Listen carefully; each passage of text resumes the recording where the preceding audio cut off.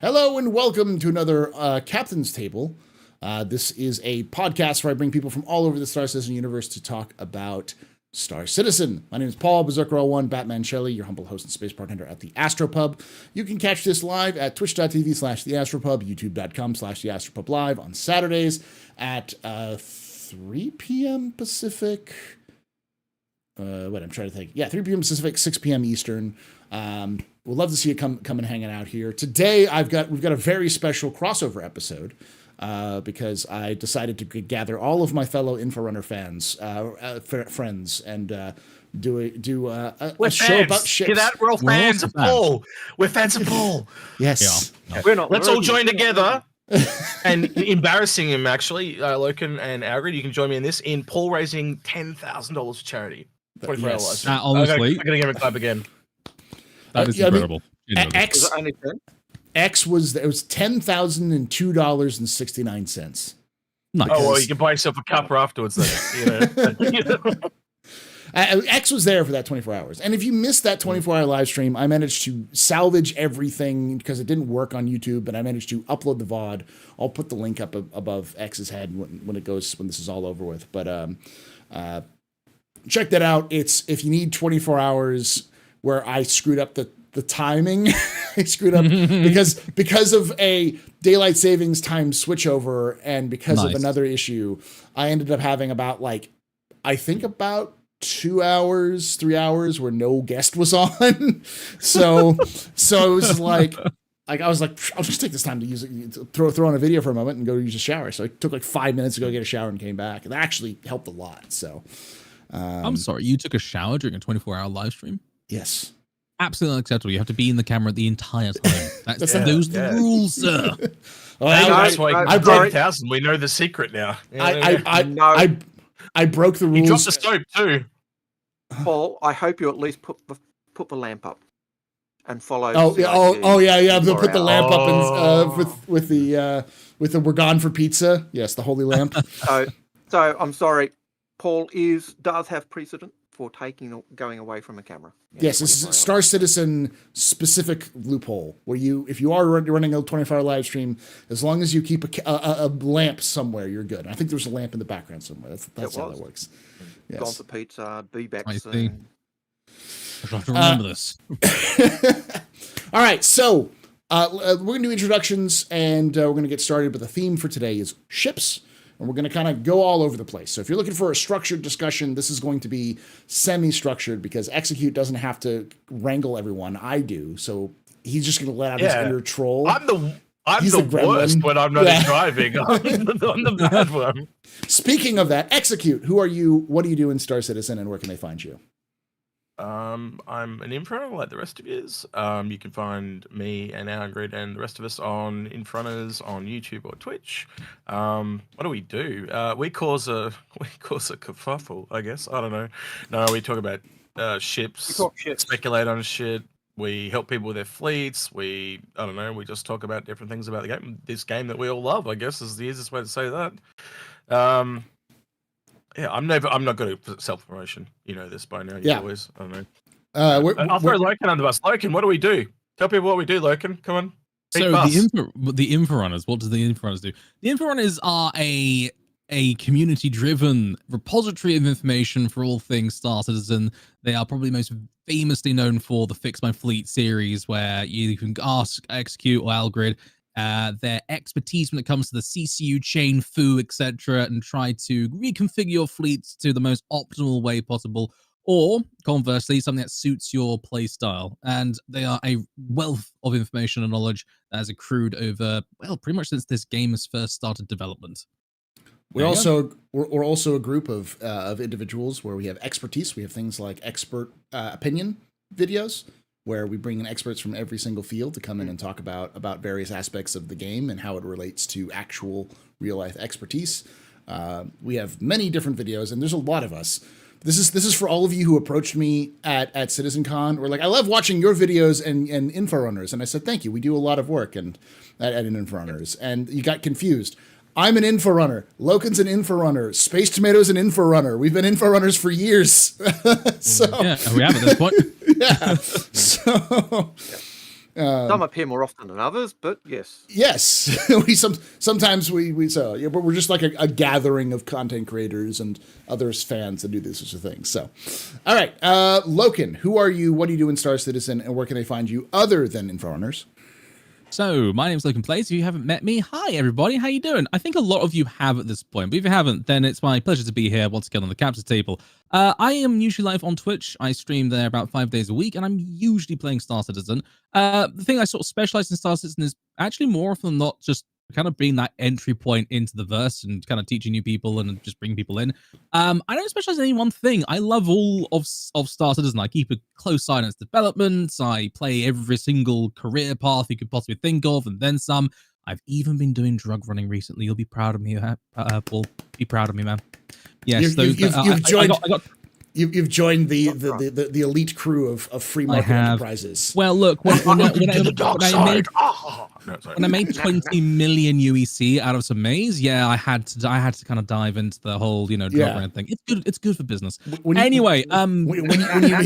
first hit, Paulie, I want to know whether you've been getting Loken to deliver some of our Evercrack. Yes. Now, if you're not getting him to deliver Evercrack, I'm a bit concerned that you're helping the competition.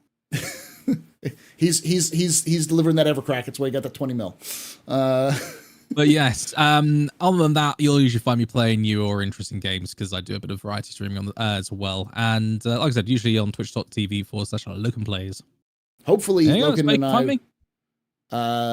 I will start doing our pub and play stuff again, where we do co-op games and stuff like that. So both Paul and I are aware of the fact I've had more than a few people ask me, when are we going to do the pull and play thing again? I'm like, whenever we're ready, god dang it. And Paul's been busy, then I got busy, then Paul got busy again. It's been one of those things where it's like I'll be like, I say, Logan, I'm a little busy for these 6 weeks. He's like, okay, cool. And then I'm like, I'm good to go. And Logan's like, I got 15 things I got to do for the next 3 weeks. It's like, all right. And then it's like a comedy. It's like a back and forth. We're like, whenever if nothing else, if we can get ourselves together for Rogue Trader, then we'll be in a good place. Yes. That's coming out knows, a couple weeks, right? December sometime. Yes. I am waiting with bated breath, sir. I'm excited for it. For those of you who don't know, Rogue Trader has co-op mode, which is great. It does. All right. And last but not least, we have Senor Algrid, Old Man Hurston himself. Who are you? What do you do in Star Citizen? Where can they find you? Yells at clouds. Yells at Cloud Imperium. No, over the image he shared of old man Abe Simpson. Yeah. Yelling at the cloud. Yes. I am Al Garrett. I am also the voice of Old Man Al Hurston. Thank you, Paul. I'm one of the Inforunners. I'm a historian. I love law. A linguist. Part of Tweedledum and Tweedledee. So which one are you? Are you Tweedledum or wait? You Tweedledum or Tweedledee? I'm both. That's how that works. Actually, are you both? Oh, okay. Yeah. Al, you I know you're one of your professional things is language because you teach in Indonesian, right? Or I do. So when are you going to learn Tavaran when it comes out? When we get the dictionary. Yeah. I think that would probably be the language I would learn because there's more of that wanting to find out the history of a Tavaran and the background, and so much of their history in the law has been lost because they had the purge. Mm-hmm. So what of the stuff we have and we're aware of is really stuff that the UEE salvaged and wouldn't let them destroy because it was our sucked in, we beat you. So it's kind of, kind of. I just think it's because you want to walk around strutting like a berg and plucky because you're really plucky, But anyway. Doing the Eagle Rock? No. Yeah. No. All right. So. Iron Rock, not the Eagle Rock anymore. So yeah. Let's get started with just kind of some basic gist because we're talking about ships. I'm going to start with Al since you're the last one to introduce you. What are some ships, if someone's brand new to Star Citizen, if they're looking to come into Star Citizen, what ships would you have them look for in terms of purchasing? And also, what sort of ships would you have them stay away from? Obviously, we're probably going to talk mostly just about, for this part, just about intro ships, like starter ships. But what ships would you say this is a good deal or a good option? And which ships would be like, nah, don't do that? Because CIG will promote some ships which I think all of us will go, Yeah. ooh, no, no, no, no, no, no. Yeah. My own experience of entering the world of Star Citizen, I decided I'd go Economy because it was a 4-player ship. It was me and my mates that could go out and fly the verse and do stuff. After reading all the blurb on the webpage, I went, I need a ship for myself. And so I got an Aurora because, hey, the parts are interchangeable because it's the same company. Little did I know how foolish that was. In terms of, if you're brand new to the game and you're looking to get in game, all you need is that starter pack. And generally, I think the best starter ship at the moment is probably the Cutter. As much as I'm not a fan of Drake, and the reason I say it's the best is because it's got internal space, so you can actually walk around the ship and do stuff, which I think is the selling point of Star Citizen. If you're just in the cockpit, you're just playing. You might as well play Elite or something else. But when you can get out of your seat and walk around the interior of your ship and lie down on a bed and go check out your cargo and your interior, that makes the ship so much more unique. And the Carter gives you that option as a base starter ship. If you want to go a little bit more expensive than that, I'd probably look at the Avenger Titan still. And then after that, I'd be looking at a Cuddy Black if you want to go higher. But they're generally the 3 ships I'd be looking at for anyone looking to start the game, and that's giving you somewhere between a $40 or a $50 starter pack up to about $100 with the game pack included. Are there Make any sure ships? you buy one with the game pack. Yes. Is there any ships you would suggest people kind of stay away from? Yeah, initially I'd stay away from the Aurora and the Mustangs. Not because they're necessarily bad ships. The Aurora is a tanky little thing, but because they don't have an interior. And so you can't really get up and enjoy that aspect that makes Star Citizen such a unique gameplay experience. And until the Cutter came out, and even until the CRX was there, the first ship you really got that was the Avenger. And for ages, that was what we said. We'd say, the Avenger is the best starter pack in game because it fit the price point. It had good weapons, good loadout, good cargo. You could do everything you wanted to do pretty much with that ship. So, yeah, it'd be the ones I'd suggest. Loken, same question to you. If someone came to you and was asking for what suggestions for starter ships, what ships would you suggest and what ships would you tell people to avoid? That's a really good question, man. And I think that, for the small sum of $20,000, Legatus pack would be absolutely the greatest one to choose. You've got the great. Stole my idea. Fuck you. That was my idea, you bastard. Sorry. It's more than 20,000. Yeah, it succeeded that, and hasn't it? Probably. Jeez. No. No. Genuinely speaking, I'm sure plenty of you out there in podcast land and also in stream land have already heard this information. But for those of you who haven't, or if you're new to the game, you don't need to go and spend a ton of money to get yourself into SC and have a good time. You'll hear tons of creators out there, myself very much included, touting the Aurora or the Mustang as a good opportunity because they're $45. And you're into the game with a starter pack and alpha, beta, and release access. They're perfectly acceptable ships, but just as Algorithm was saying, they are a little bit threadbare. They'll get you from A to B. They'll get you into the game. They'll get you enjoying Star Citizen, but you'll probably very quickly come into that position where you really want to kind of start to spread your wings a bit and upgrade yourself to what I lovingly describe as advanced starters, something where there's a bit more, capability, but also they'll cost a little bit more too. So, I mean, at this point, you've got quite the array of ships in this sort of category. I mean, my mind is saying, the Cutty, the Cutter, basically, I like to call it, is it's a fairly decent ship. It's got a nice interior, and it's still a very small, low price point to get that kind of interior capability, which is lovely. And also, it has, I want to say the smallest kind of vehicle capability, but it can fit a mule. So, that is Steve. there. That's I think you can fit a Steve too. Can you? You fit Steve in there? Yeah. Good grief. All right, fair enough. So, look, the thing is adorable and love it. If you look for something a bit more combat oriented, though, then obviously the Avenger Titan's still an amazing ship, still a fantastic piece of kit to grab, and is still a venerable girl to this day.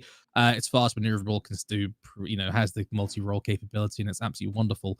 If you're looking to get into anything a little bit more than that sort of spending, now you're getting into sort of the $90 to $100-ish mark. I mean, you've got the Nomad. I put that out there because it is a capable ship. It has got that flatbed capability. And what I mean by that, ladies and gents, is in the back of the ship, it's basically got a flatbed. It's a pickup truck in the verse. It can hold 32 SEO cargo and or it can hold a vehicle. So up to It's a bloody ute. You know, get Actually, yeah, it's a ute. It's a bloody ute. Yeah. It's a ute, mate. So yeah, that's that. Anything more than that, I don't know if I could necessarily describe them as starters. I've got to be honest with you, because like at that point you get into stuff that's going to last you most of the game. I mean, a Cutty can. Sorry, Cutty. Good God, can Drake not just have a better naming convention? The Cutlass. There we go. It's still an amazing ship, and it's still awesome. That's how you know you're an Inforunner, by the way. When you misname ships, that we all do that. Well, all the time. I've called the Endeavor the 890 jump in the past. How'd you manage that? Because we're talking about both of them at the same time, and I just happened to slip out. And I think when I did it, execute was like, what are you talking about? The 890 is modular? And I'm like, yeah, it's got those like little farm things. And he's like, you mean the Endeavor? I'm like, did I say 890? Nice. Yes. I too am looking forward to my modular 890 jump. I'd love that. Blackjack or hookers. Ooh, what will I do? Both. Why not both? Well, that's where the AstroPub is, isn't it? In the 890 jump. Old man Hurston's 890 jump. Yes. That's exactly right. That's where Paulie mixes the Evercrack. Yes, Now, Evercrack is a drink. It's not anything else. No. And there's some other lore behind it, which again, I blame Execute, because Execute and Al got onto the Lore Citizen podcast, and we just went unhinged. So Execute went down that line. You know, we tried to rein him in, but yeah, it's impossible to do that. That's my job. You're welcome. My tire's invisible. That's all I'm going to say. All right, Execute. Let me hear your thoughts. Best options. What would you suggest for new players for starter ships, and would there be any ships you would tell them to avoid for starter ships? I think kind of riding on the dovetails of both these guys. I always like caution people going in as cheaply as possible and then working your way up. And so yeah, the Cutter's a good one. I do also look at value a lot. So while the Nomad itself is a great ship, I think it's a really bad price ship. So again, I'm literally writing off what you guys have said here. But the Nomad is a fantastic ship in game, but it's just really overpriced when you put it against the Avenger, like Loken said. It's just not as good value. And I could hear Paul the whole time screaming at both of you, going 315p, 315p. Listen, I'm glad all of you didn't say it, because that's my secret hidden ship. All right. Yeah, especially with 3.2.1, 2.1.1 release. Yeah. So. It's really going to see an up and coming in this patch with the tractor beam on it. 12 SC of cargo. It really, going to be honest, it almost puts the Avenger in its place. It's about time we had a real good rival to that thing. Like the Cutter rivals it, but this thing I think kind of it kind of steers more towards the Nomad, and I think it's better value than the Nomad, just on value. But coming full circle, it really comes down to you really do only need that starter ship to get in. And I think beyond that, we'd all kind of say no matter how big you go, you really only need one ship. You don't need multiple ships anymore. You know, you can do that, right? And we break our own rules, right? But when we're giving advice to people, you've got to make it generalized, and you've got to make it so that there's, you know, when that information is dispersed, that it's a kind of rule that everyone can follow, and there is no steadfast rule, as everyone knows. You know, you can cover 75% of people, but you can't do all of it. So yeah, if you want to buy something, you go buy it. You know, you do you. There is no wrong, but at the end of the day, like, you know, we try and make your dollar go further with the advice that we give. And yeah, I think that's the only way other thing I can add, Paul, unless you think there's more. But yeah, my question for Paul. Use of 315 in a starter pack. Yes, that's a good question. It is in a starter pack. You can buy a 315 in the starter pack. I can double check, but last I checked, it is one of the starter pack options. And Guy in the Eames Lounge, thank you for that $10 super chat. And he has a question. Is when do you think they'll go back to gold standard some of the older ships like the Carrack, 890, Redeemer, etc.? We keep hearing about the 600i, but what about the others? Okay, so let's before we get into that, because that's a good question. Thank you for asking that question. That's a solid question. But let's can we all agree on this? Because this is one of those things.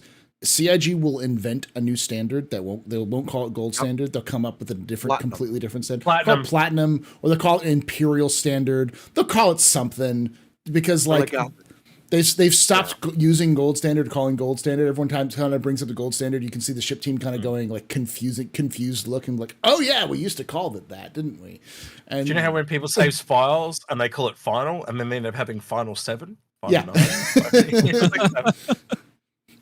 So they'll come up with another standard, and it's probably going to be a name that already exists in the game to confuse the hell out of everybody else. So it'll call the Idris standard is what they'll call it, and then that's a good one in chat. Quantum standard. There we go. Quantum standard. Oh, yes, like quantum. Yes, quantum standard to mix it up with the AI, the ship movement as well as yeah. I'm checking this real quickly, but I like you've already kind of said what I was going to say. I was going to say the 315p is one of those. If you're looking for a ship that has advanced, that has pretty much everything you'd want in the game, and you're willing to spend more than a basic starter pack, then 315p. But the starter packs are fine. I think we're echoing everyone here, and you'll hear this from everyone in the community who's been around long enough. You really don't need anything more than that starter pack. Like, you really don't.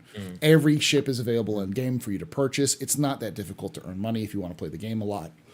The only advantage of buying it is if there's a wipe, you don't lose that ship when you buy that. So, or just find friends that have insane fleets like Agrid. That's why none of us need any ships, because we just know Agrid. there's plenty of people out there a similar way. Where like you just need that. So I'm looking through some of this. I've even met people with 3 javelins. There apparently is no longer other people. Yeah. There's apparently no longer a 315 pack anymore. In fact, there's not even a 300 pack anymore. Really? Yeah. I wonder if that will change with IAE. That might. Agrid needs a pack they sell in the store called Friends. And then it'll be set. Well, so the packages are the Aurora MR, the Mustang Alpha, the C8X, the Cutter, the 100i, the Avenger Titan, the Arrow, the Nomad, the Cutlass Black, the Freelancer, the F7C, the Connie Andromeda, and that's it. That's the highest pack you can get. There's also the UE Exploration pack, but you don't have to that'd be why Paul the 100 series. That's why they've removed it from the 300 and just because they have the 100. Because but 300 become an advanced starter. Yeah.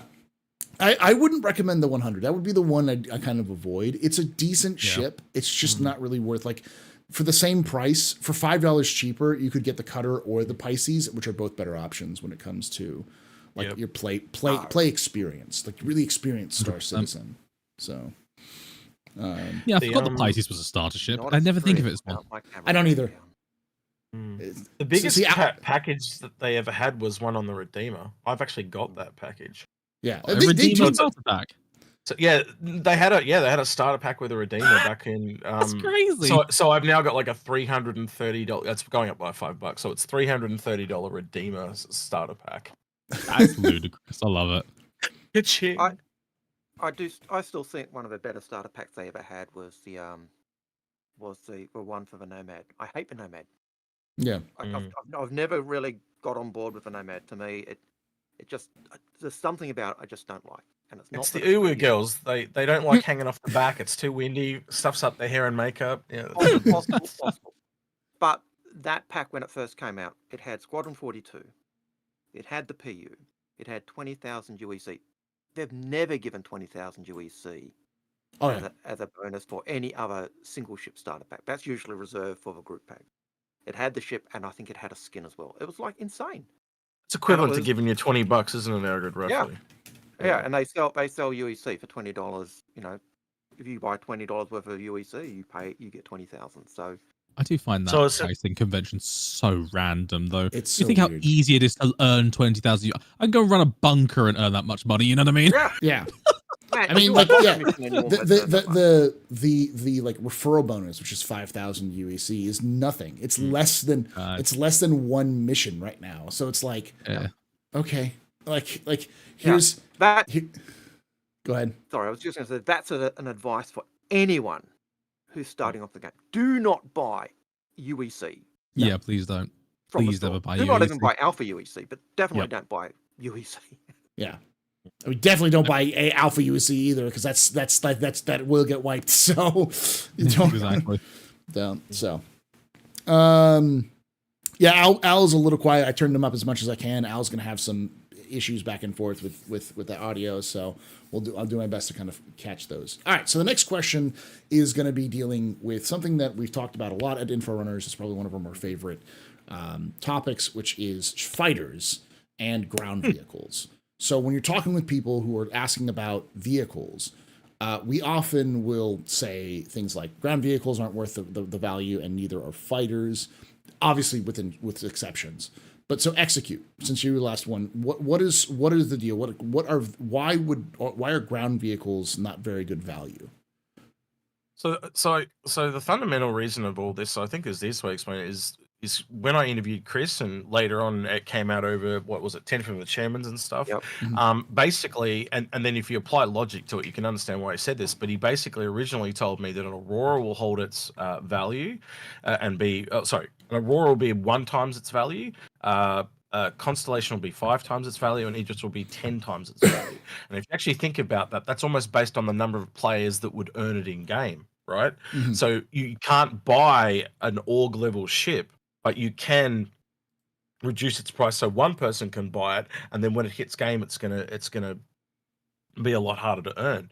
So essentially speaking, bigger ships are a better value, and because if you actually look at vehicles versus ships, they are priced way too high. Like I'm trying to give an example. An Ursa is the same price is actually more expensive than an Aurora, but there's no way like in real life a spaceship is way more expensive than any land vehicle. And it's the same thing. They just don't maximize their value. But again, if you want to buy something, you go buy it. Again, we're just trying to keep you aware that when that comes out, well, you can look at it right now, can't you? You go in game, and none of the vehicles, well, there are a couple, but they are generally a lot more expensive than the Aurora. The Aurora is more expensive than all those things. So it just kind of shows you that there is this disconnect between really great video, God Tier, of the Endeavor, that one, and Paul loses his goddamn mind. Do you remember that, Agrid? Yeah. Yeah. He's like sweating and hands through the hair. Wait, see how you would do this to me? What's going on? I got to check this. You guys are wrong. You guys are wrong. Oh no! That's when Paul finds out someone needs to clip that. Yeah. That Al. Yeah, there we go. Al's back. To be fair, it has a lot to do with value, with how with how things are valued in game versus out of game. And one of those things that I always like to point out is the Cutlass Steel. It's a gigantic ripoff. Never buy a Cutlass Steel with actual cash, because it's just not worth the money. But it's cheaper. You were very quiet now, Al. I can't even hear you. Man, it's probably reset again, Agrid. Maybe it's that's probably got something to do with it. Yeah. I'm going to check it again. Yeah. But you're right. The Cutlass Steel is actually cheaper in game than the Cutlass Black. But it's the most expensive. Doesn't that blow your mind? It's it's almost you can get 2 Cutlass Blacks and a Dragonfly for the same price, and yet it's cheaper in game. Yeah. Yeah. I mean, it's not by much, but that's hard. That whole thing. Again. Yeah, that whole thing though is I'll let you literally know, what we Al, try to teach people. I'll keep that audio up just so in case it resets. So that way you'll be able to see it live. Yeah. X, go ahead, Al. X, you were saying. I was going to say that's just basically what we're trying to teach people is that there is going to be a buyer's remorse, like the video we did see is still really poignant today. That there is an in-game price and there is an out-of-game price, and it is clearly you can look at so many different examples of it. If you go in game and look at between, like another really good one is the Reclaimer versus the Hammerhead. Hammerhead's $725. You got a Reclaimer at $400. Yet the Reclaimer is $3 mil more expensive than the Hammerhead, so it's 15 versus 12 mil roughly. Hawk versus Hurricane. Almost $100 cheaper is the Hawk, but it's actually more expensive than the Hurricane. what gives with this stuff? And again, you can turn around and say, oh, it's before the game comes out, but it's designer intention. Where do they see the intent of that ship and the price of it sitting versus this person that's like rule of cool at the marketing department that just like throws the ships up there and goes, it's the first one hits the floor, gets the most expensive price. You know, that's what it feels like anyway. But I'll ask this next question specifically for Loken, because I think Loken can describe this. For people who are brand new, who don't know what, because we're coming to IAE and you're going to hear terms like LTI, war bond, cashback. What are some basic terms that people will need to know about when it comes to these sorts of sales? That's actually genuinely a good question, and it's one that obviously all of us are going to end up answering significant numbers of times during IAE. But basically, some of the technical jargon out there for the ladies and gents who are new to this, and this is their first IAE. LTI is lifetime insurance. LTIs are usually only attributed to vehicles when they are going to their concept sale. That is when the conceptual idea of a ship is first pitched to ladies and gentlemen out there to purchase. It'll also be the cheapest way into purchasing that particular vehicle. LTI is also seen when that ship then first has its sale on release. So when it first goes into its flyable state, i.e., CIG has released this, it's available to use, and then pretty much you won't see it again. LTI as a result of that is quite rare, usually very sought after, because insurance is a very strange concept we don't know a lot about, but generally the idea is that at some point in the game, in the future, you'll have to pay for insurance to get your ship back if you go and smack it into that asteroid over there. And as a result of that, you'll have to pay money. Lifetime insurance means you don't have to do that, which is probably going to save you a lot of change on ships, and especially when you get to bigger ones. Yeah, it's going to be really useful. And to clarify as well, it's in-game money. It's not actual cash. Yep. So yes. It's in-game money, but still, you don't want to spend all your savings just, if you tend to be like me and you just don't see that stealth asteroid that Marcus Norris thrown your way. It happens all the time around Grimhex. It's really annoying. Anyway, so yeah, SLTI, War Bond. War Bond is, correct me if I'm wrong, gentlemen, fresh cash injection to the game. Basically, when a ship goes on sale, either comes back onto sale or is brought out on sale for the first time, you'll have War Bond, and then you'll have, what's the other one? Credit. It's just normal. Yeah. Anyway, effectively, a war bond is when you only use fresh cash. What I mean by that is you're not using any store credit. You're not CCUing or melting any ships. Two terms I'll explain in just a second. And you are giving CRG fresh money. What they'll do as a result to slightly incentivize that is they will say, okay, we'll give it to you for a slight discounted price in comparison to using store credit. I usually be in a tune of about $20-ish, maybe more. I don't know. It depends on the price point of the particular vessel. But that is war bond. War bonds are usually quite tasty if you can afford them, but especially when you get to the higher price points, it can be it can get a bit pricey. I mentioned CCUs and I mentioned melting. Let's talk about those. So CCU chaining is something that these two gentlemen execute an algorithm, the dark art of CCU down to a T. But the idea is that you can chain particular ship purchases, and you can basically increase the quality and the size of ship whilst making small incremental savings here and there by the way which you chain those together. And as a result, you can then net a large saving on a very big ship in the future if you play your cards right. Now, it's more complicated than that. Again, these two gentlemen are much better than I am, but that's the CCU. And finally, we've got to get you to describe this more often. You're really good at it. Like I was thinking that before when I was like, yeah, here beat bus, and you just like, yeah. Finally, melting. Way more articulated than I'll ever be. Sorry. Yeah. I do try my best. Finally, melting.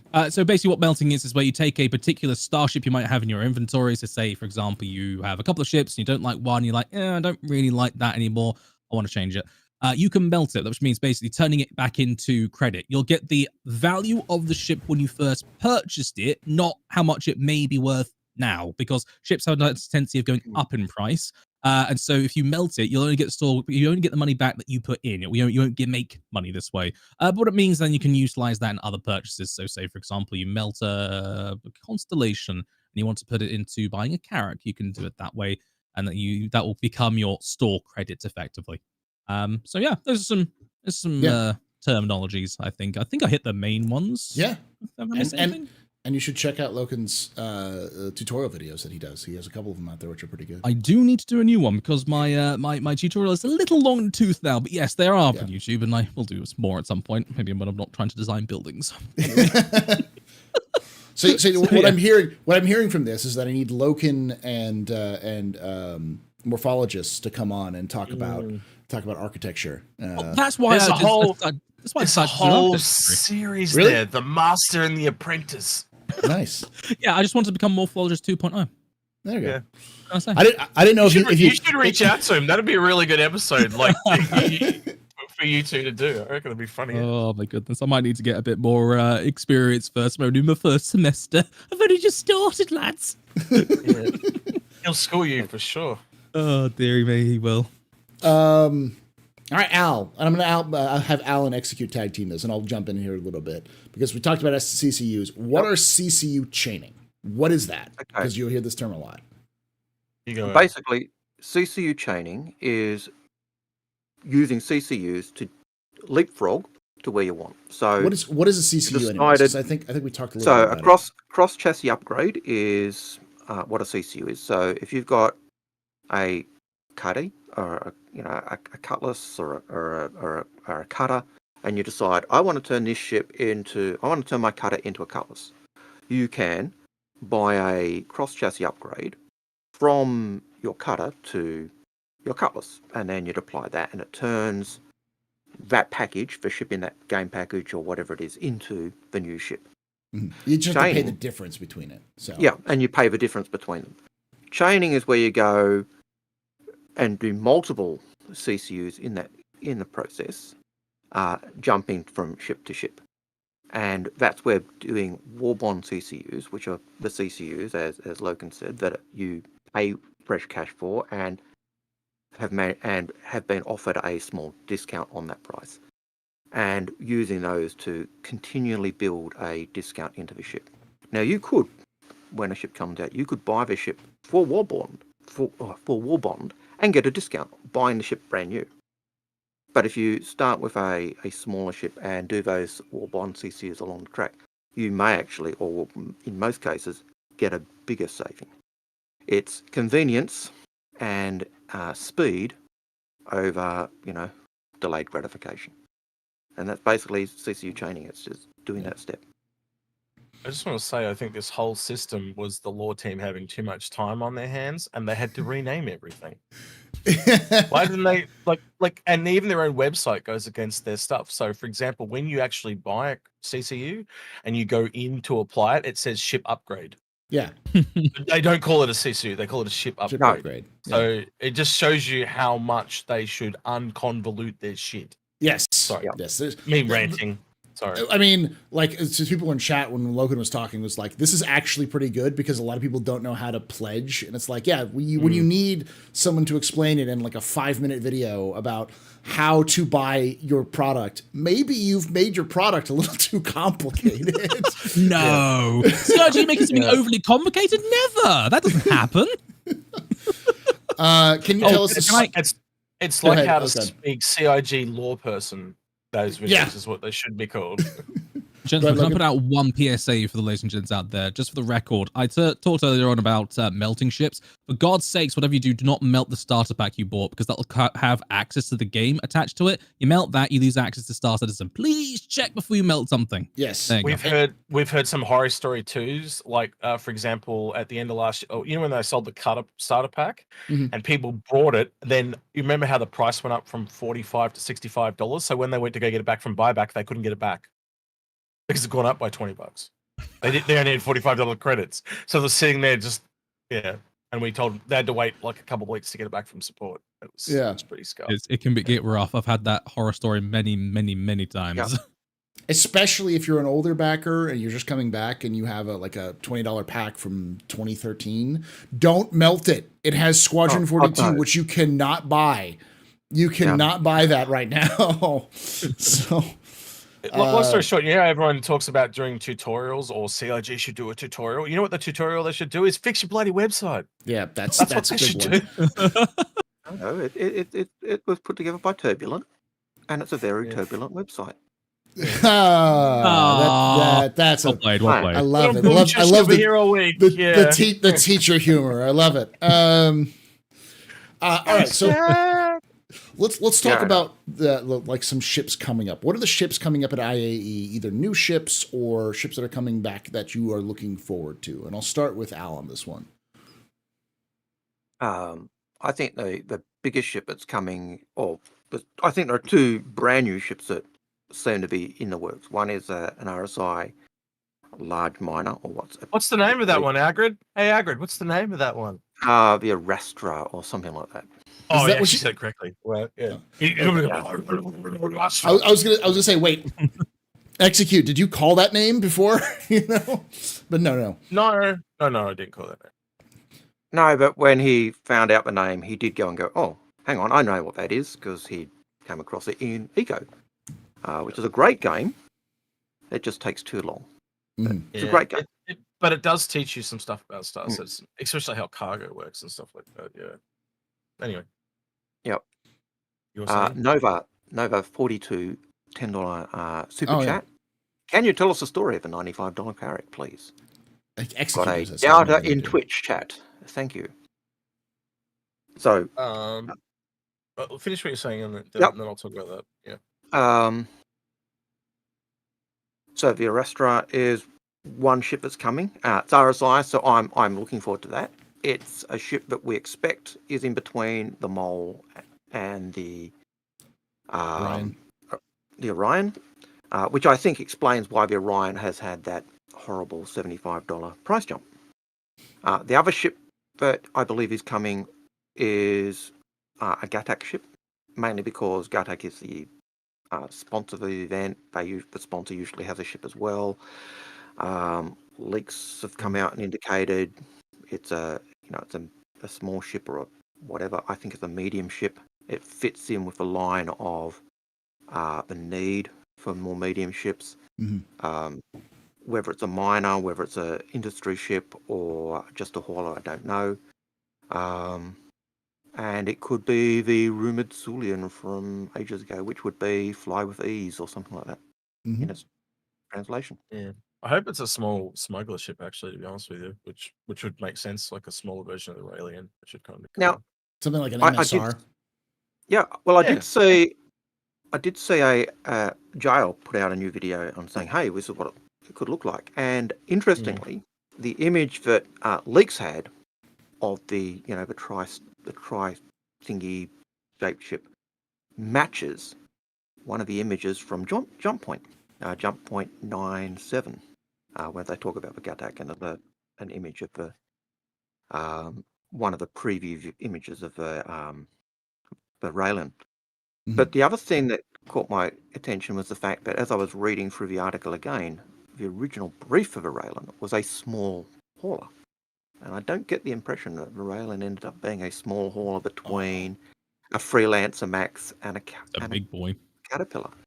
So we did that ourselves, Agrid. When you go take the Reclaimer and you actually put the Raelian in, it's actually taller than the Reclaimer. It's quite a big ship. it's like a whole sea version. It's like their version of the whole sea almost. So, and so that kind of says to me that the Raelin ended up not matching the design brief that they originally said they wanted, a small ship. So, thank you, Giles, for making me go back and read the Jump Point article. Yeah. So all right, go check out Giles' video as well. Loken, what are you looking forward to with this IAE? Is there any ship specifically? Because now I know you have is it the Javelin or is it an interest that you have? So I wish I had a Javelin. No, I have an Idris though. So I do have one of those now. That's really rather special. I'm very, very proud of it actually. Ships that I'm looking forward to IAE. Obviously, aforementioned two ships we spoke about. So RSI's new mining ship, that will be very, very interesting. And I do really like the new RSI design language, especially with their larger vessels. Some of the stuff we've been seeing from the Polaris sort of like development pipeline is just chef's kiss. So I'm really looking forward to seeing what they do with that. The aforementioned Gatak, again, as to come off with the coattails with Algrid there. Yes, I've also seen the same sort of leaks you have, and I agree with you. I think it's going to I really hope it'll be a sort of a Cutlass-sized ship, or maybe slightly larger than that Cutlass to sort of Mercury Star on a size, which is delightful because I think we need some more alien ships. And yes, finally an alien ship. Jeez, when was the last time we got one of those? Like seriously, I think it was what the Shrike and the Talon. I think it was the last time we got an alien ship. It's been a while, CIG. And they don't count. Yeah, they don't count. Why don't they count? Yeah, looking forward to those. Because the Tavaran are part of the UEE. Is that what you're gonna say? And but it's also built by Asperia, which is a human company. Yeah. All right, fine. A copy. Anywho, yes. The other thing I'm looking forward to is potentially we've been seeing rumors of a F7 F7 Mark II. Yeah, that's been coming out from the leaks, which which I'm really kind of hyped for, because and also allegedly that's going to be with a golden ticket event like the F8C. I have no idea. This is all just leak stuff for the Freckle folk, so not substantiated by anything other than speculation. But that's going to be cool, because that's a really cool looking ship if that comes out. And finally, whatever that screenshot was of the side of a Redeemer, if it's a Redeemer variant, I'm looking forward to that. Unlike you, Paul, because I like the Redeemer. I would enjoy it better if they actually gave it lore. Like, yes, yeah, it could use a bit of like, explain a good reason for. Explain, Aegis. Why did this exist? Like, explain this. What the hell? Like, Oh, you're at least getting a free skin. Come on, you're getting a free skin. Listen. I met Ben Curtis at CitizenCon, who made the Redeemer, and I got a picture with him and C Daddy, who's the one who gave me the Redeemer. To have that circle of pain picture. And if I find out that Ben Curtis made a Redeemer variant and knew this entire time while I was sitting there talking about how I hated it, I will lose my shit. Okay, he could have at least hinted at it, but we'll see. Yeah, but you missed the best part. When he took, because him and C Daddy go, oh, you're responsible for that troll. Yeah, I back this trolling. That was the best part of the story. Yeah, so where the creator agreed with trolling Paul. That was the best part. I explained the whole situation to Ben after I got the picture with him, and he turned to C Daddy. For lack of law, and then I talked to he looked over at C Daddy and he said, "Why didn't you permanently name it Paul's most favorite ship?" And C Daddy said, "Because you can't name Redeemers right now." Like, his first thing was saying you should have just named it most favorite. It's happening. Yeah, it's coming. And it's going to be put in there. I know C Daddy is watching and will do that, and it will. And I get the. And then he needs to go one step further. It's the only ship he can spawn, and then then we're done. He's threatened me that before. He's threatened me of turning all of my ships into Redeemers. So I think and then there goes Al. Al's gonna need to check his audio. Sound again. I'll check my audio again. Oh wait, it might have been me at that time. No, I sounds okay to me. But... Yeah, so it might have been me. I've been having weird frame drops here and there because they're not my ISP is not used to me streaming this much. So we're doing why it are you so much? No, it did drop a little. Yeah, anyway, that's 5 times a day at least. And it's super quiet again. It is, yeah. Gosh, I'm just thinking if there's anything else looking forward to. Oh, the Storm, Tumbril Storm variants. I don't like the Tumbril Storm's design language, but I can't deny it's cool.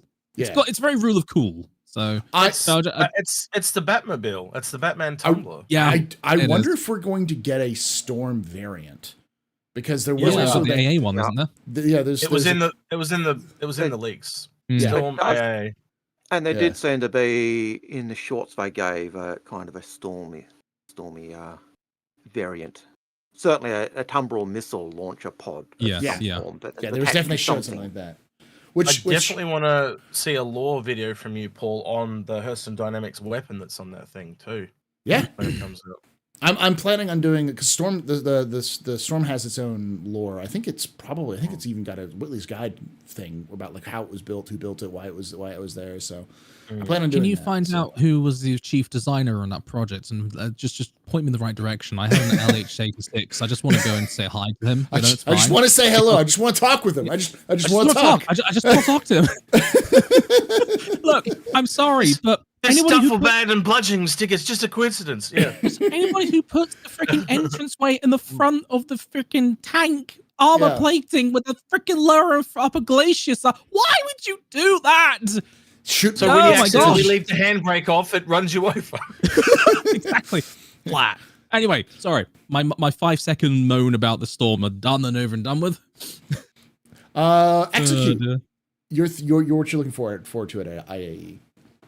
I want to do a little speculation here because I've been thinking of this for a while. So Oh, right wait, now the expedition. before we get to that, No, it's a part of that. It's a part of that. the trust me. $95 Carrack. Yep. Oh, you want to do that first? Okay, Yeah. So $95 Carrack. The way that was done was someone basically stored up Warbond CCUs over a 2-year period, so 4 sales, 2 AAEs and 2 Invictuses, and they had a referral Gladius, and basically by taking the referral Gladius and smashing all those Warbond CCUs together, they literally only spent $5 credit. That's how close they were able to put all the CCUs together. And for those who don't that's how you know, run it. For those who don't know, you can purchase an upgrade pack from one ship to another, and sometimes that if you purchase that one ship to another, if you purchase it while that ship is on sale or at a certain length, you actually get the credit for that ship. So if that ship goes up in price, you still get credit for that additional price. So you can then chain those together, and then those discounts, those discounted ships, which they do every so often for Warbond, you get to keep those. So it was $90 of CCUs and $5 credit, and that's how you get $95 because the Gladius was free. So you get a 95. You get a referral. Yeah. Yeah, and the Gladius is a referral ship is a $90 value ship. So straight off the bat, using that referral, he's got a $90 saving on whatever he went to. Sandgrip is kind of right. It is a bit of a cheat, but it's technically free. So it is the biggest discount you can get in this game currently is $95. So yeah. So we count it at its cost, and the cost is 0. So you can apply that to any ship that you get. The record to beat currently is 17%. So if you can get lower than 17%, you're beating that. As for what I was saying about the expedition, I just want to do a little bit of theory crafting with you guys here. Sure. So this is just your experience I'm asking here. So currently there's no HoloViewer in the files of the Drake expedition, but it's also not on the floor. So Drake expedition. Carter expedition. Sorry, Carter expedition. Yeah. So, but then I think maybe they don't do HoloViews of variants. Is that what it is? I'm thinking that's what it is. In my logical, head. If it was already released, then it wouldn't be a HoloViewer. If it's already released, okay. Yeah. But by the same token, they've got the G12 anti-air as the model for the G12 in HoloViewer. Yeah. So I was like, I don't know. Anyway, I don't know either. They might hold on to the expedition for another time when they need to just deploy a quick win. I know that sounds a bit, pessimistic, but it's a variant of a pre-existing and very beloved ship. The Cutter has been one of their best sellers actually. So if they need to just go and hey, here's a new variant, bang, they might just hold it off for now. Scheduled for 22, so that would put it at the end of year patch along with that F7A event, which is much like what if you think about the F7A, I was thinking this while you're saying it before, Logan. It's just like the F8. If they don't sell it now, they're never going to be able to sell it because it's going to be a ship you can earn in Squadron 42. So good point.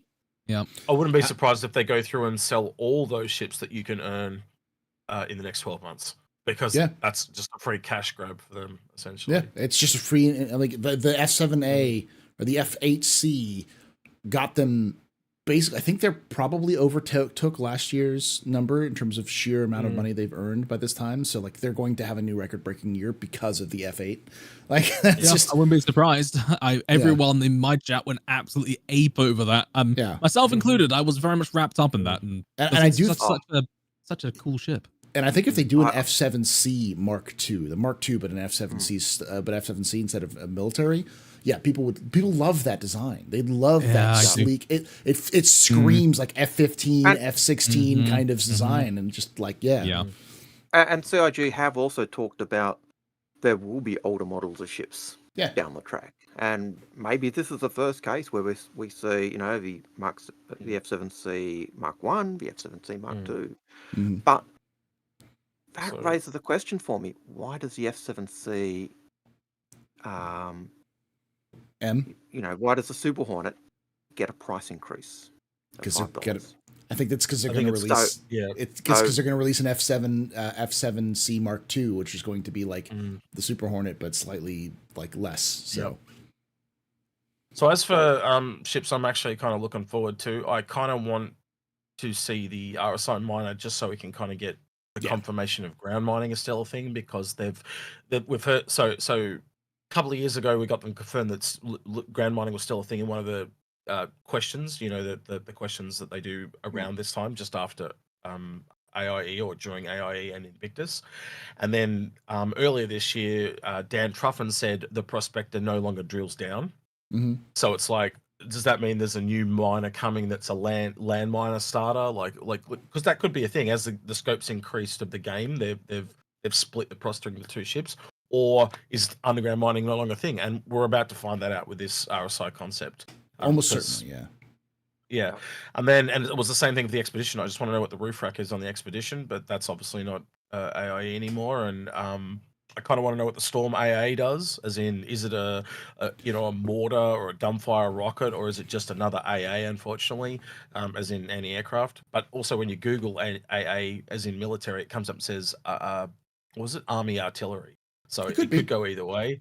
And then what's left? The alien ship. Not for me, because I've got bigger cargo ships, like Banner Merchantman's a thing. Like, why, like once you've got that, like I can just earn down to that one. So Fair enough. that's kind of it for me. But yeah, it'll look cool and they'll sell a shit ton. Don't get me wrong.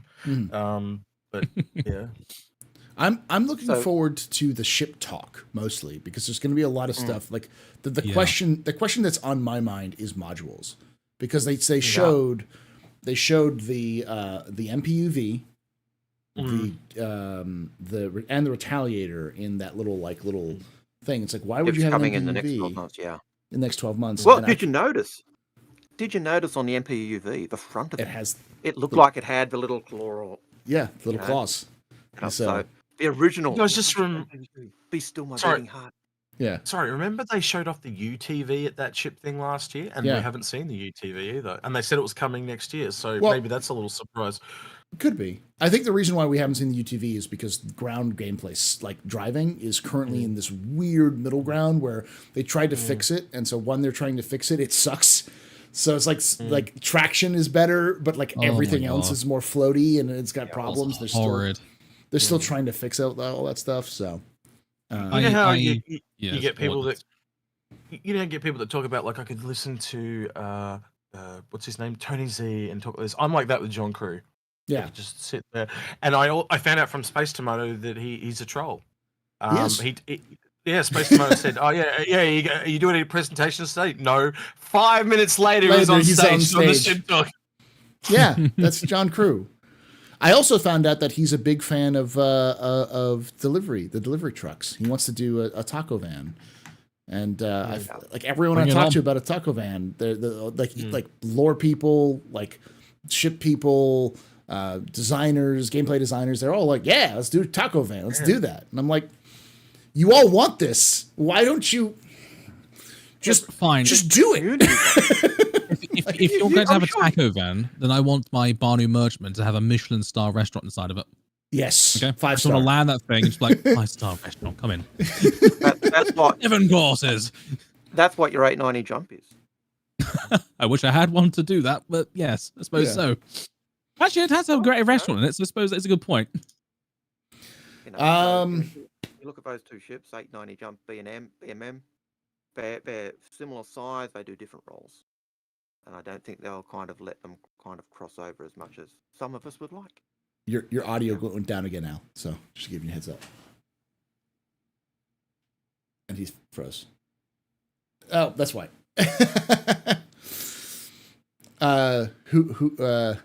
Oh, I see. What you're, yeah, the Google anti-aircraft artillery. Yeah.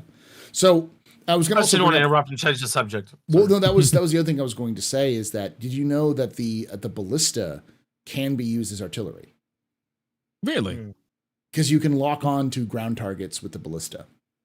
That's it. Ooh. Oh, speaking of which, that's in the new patch.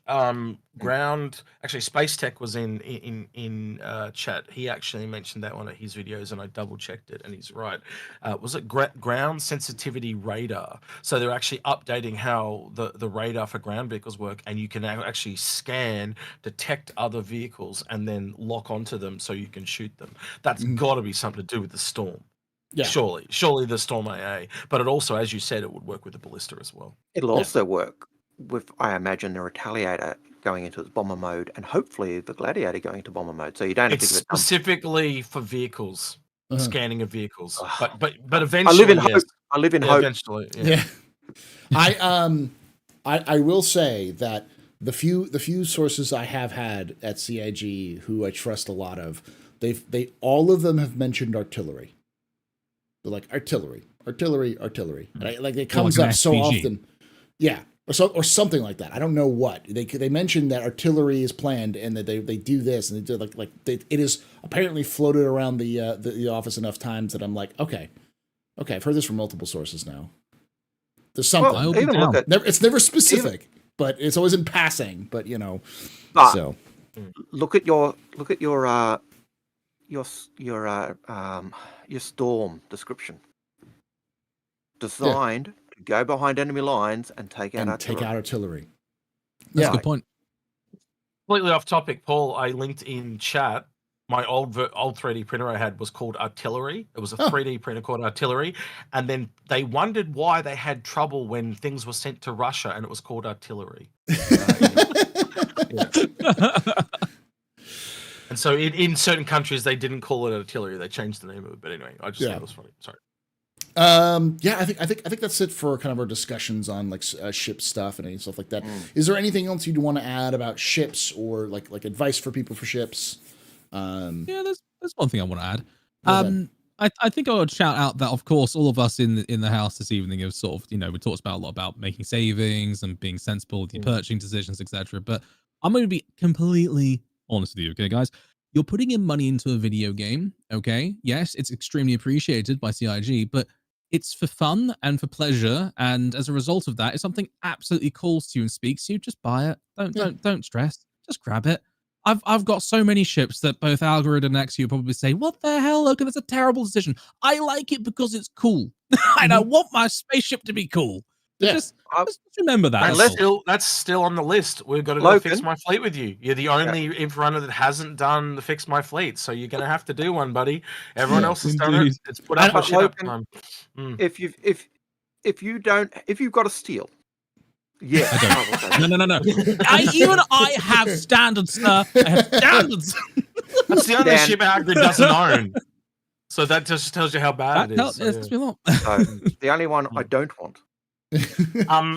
I will add a little thing here. Me and Algrid have actually recorded an episode with the Star Citizens that I've had to delay, and I'm wondering if I'm going to have to delay it again. Hopefully not. I've got it scheduled for, what's that? Thursday, this Thursday. Hopefully it comes out, unless we have something more pressing that comes along. Unfortunately, with those evergreen episodes, they get kicked down the road. But we did an episode on hardware over shipware. And so kind of dovetailing onto what Logan just said there, make sure you got a really good computer before you're spending lots of money on virtual spaceships. Is that whole episode in a nutshell. And I think that's a really good episode to drop as we go into AIE, because you should be putting your real life stuff. Goes wild. Sorry, hang on. Yeah. IAE X. It's IAE. Take a shot, Paul. Take a shot. Name something more iconic than execute calling it AIE. You haven't even started the coverage yet, executing already getting it wrong, mate. Come on. Yeah. No. So what it is, and Algrid says he gets lots of questions about this. Why did I call it the wrong thing? So I went to a place called the Academy of Interactive Entertainment, and it was called the AIE. And so my brain has just learned that sound vernacular as AIE, and a part of my bipolar, and probably age or whatever as well, I just mispronounce things a lot. Like my brain gets in front of my words and stuff. It's really common. Agrid will tell you, like I say things out of the wrong order and stuff like that. It's just a part of my condition. But for some reason, because I know it as AIE and not IAE, I just keep saying that. Yeah, so Yeah. I And we started know- saying Expo for a couple of weeks, and then people went off at me for not saying IAE. So I was like, I can't win. So yeah, I think I'm just gonna go back to Expo. So yeah, Expo, and Expo's we know fine. what he means. Yeah. We know what he means when he says AIE. The Yeah. problem is, I know it's IAE, and I'm around Exo often. I catch myself going AIE. last Yeah. couple of weeks I was like, Agra just called it AIE. Shit, I'm having a bad Yep. influence on these guys. Anyway, So yeah, I will also say one thing, which I think is important to note, is that it is also going to be a free flight. Yes. So you don't have to spend a thing if you're not getting AKA shit show. Yeah. Oh, it's going to be an This is- absolute this is garbage. But like you can play the game for free. You don't have to spend anything, and it will also be an absolute cluster. If you're just getting in and you're like, I'm going to play this game, it will be on fire. The game will be the most broken you will ever see it. If you purchase the game after this, I guarantee you will not see it that bad until the next big event like Invictus or IAE. How do you guys feel about this? You know how they do the free fly? I almost wish that they would do it for a month, not just 2 weeks, because then they could experience the sale and they could experience it not as the sale extra pressure as well. Because I actually think that to a new person, how bad it runs is indicative of whether they buy or not. And because there's so many people in there, it's never really ran properly. Like even on the PTU, right? People go, "Oh, this is running so smooth at the moment." It's not. It's running really laggy because there was so many people in New Babbage. It was ridiculous. I was on yesterday with John Citizen, and we were running around looking at stuff, and it was quite laggy to me, way more than normal. And there's some really weird bugs. Like I was watching Piss Poor Pete, and I had the same error. You hold F and scroll your mouse wheel in to zoom in, and it would go stutter frames. Like yeah, so there's some really weird issues with that build. And again, new people not used to that bad first impression. Yeah. That's I a will good say point. it's better than it has been. Every year it's better. Even though it's still on fire, it's not as worse. It's not worse than the previous years. So Look, nothing can be as It's not a bad as wildfire 318. Let's be anymore. real. So Yeah, as Paul true. says, it's not dog shit. It's a polished turd. It's a gold Polished turd. turd, At least yes. it's gold. But it's still shit, Paul. It's still shit, but it's still gold shit. shit. Yeah.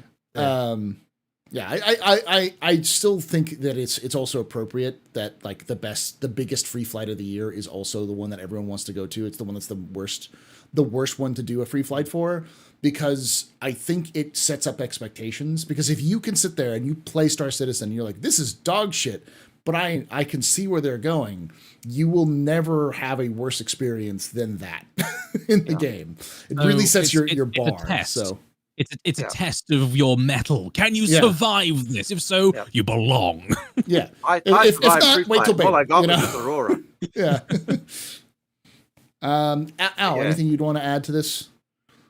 No, pretty much what you guys were saying. Like the in terms of a free flight, it'd be great to see him do it. I saw someone in chat say this as well. It'd be great to see him do a couple of weeks before, say the Actually, that's a better idea. Actually, beforehand, They go and so fly.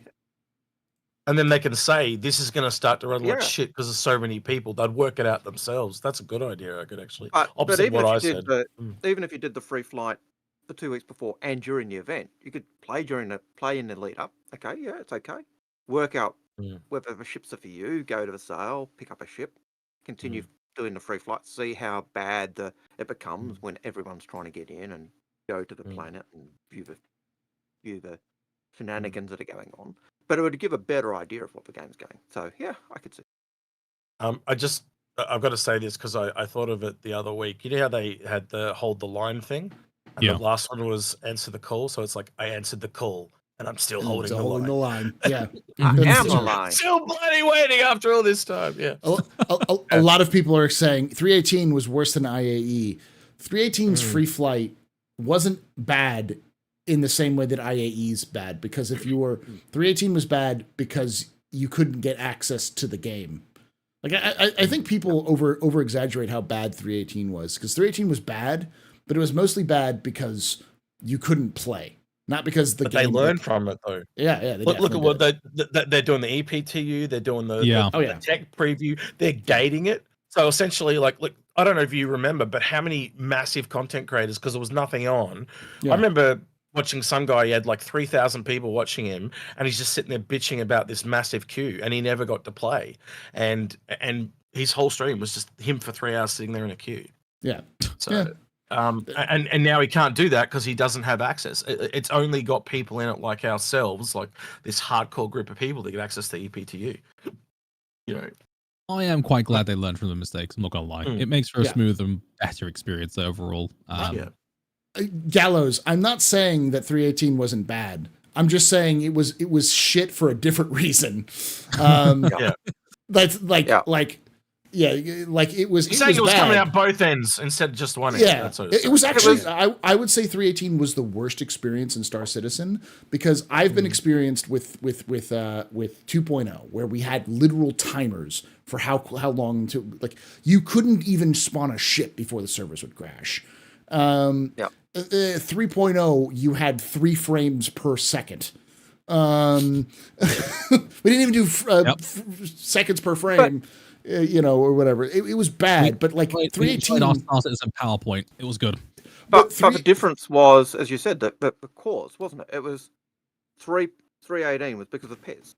Yeah. Whereas and it was IAE is because of bulk people trying to get in at the same time at a location. Yeah. Totally different reason. So it's like, but it was like a crapshoot. Like some people would get in 318 and have perfect fine experience, and other people wouldn't be able to get in, or they would get in and all of their stuff was wiped. And so it was. Oh gosh, yeah. Because it was an uneven experience. That's the reason why it was bad. I don't think it was necessarily the game was bad. It was just all of the other ones was shit. It's like everything around it was shit, which is the first time we've had that.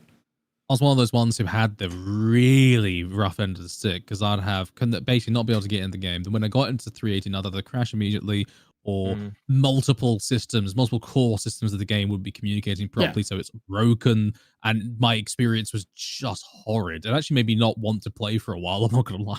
It did. It was rough. Same here. It was one of the reasons why I stopped playing for a long time. Yeah. But I would say like that's a different experience from where you can get into the game. It's just the game runs like ass and you're barely able to function. I think that's a different experience in terms of like the free flight whole situation. So, anyways, let's move on to the question and answer session. So we're going to take a break for a few moments, let these folks use the restroom, grab something to drink, and then we'll come back and take questions from you, chat. So stick around. Right, Old Man Hurston, line up the Evercrack. Let's go.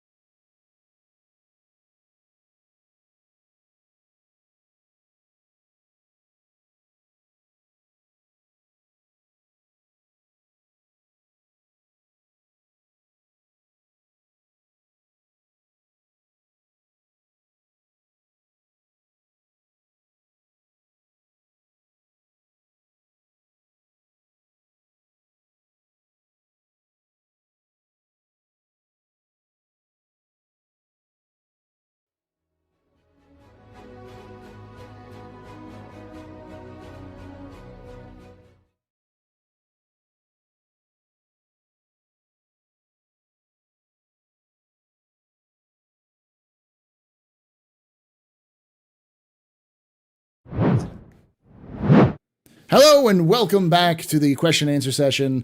We're going to get started with some questions. I'm here with Execute, Logan Plays, and Algrid, all members of the Inforunners. We've been talking about ships, ship advice, all sorts of things like that. I've been trying to do this more often. I think we did this either last year or 2 years ago, and it was one of my biggest episodes because people were like, ships, Inforunners. So it was, it's been fun.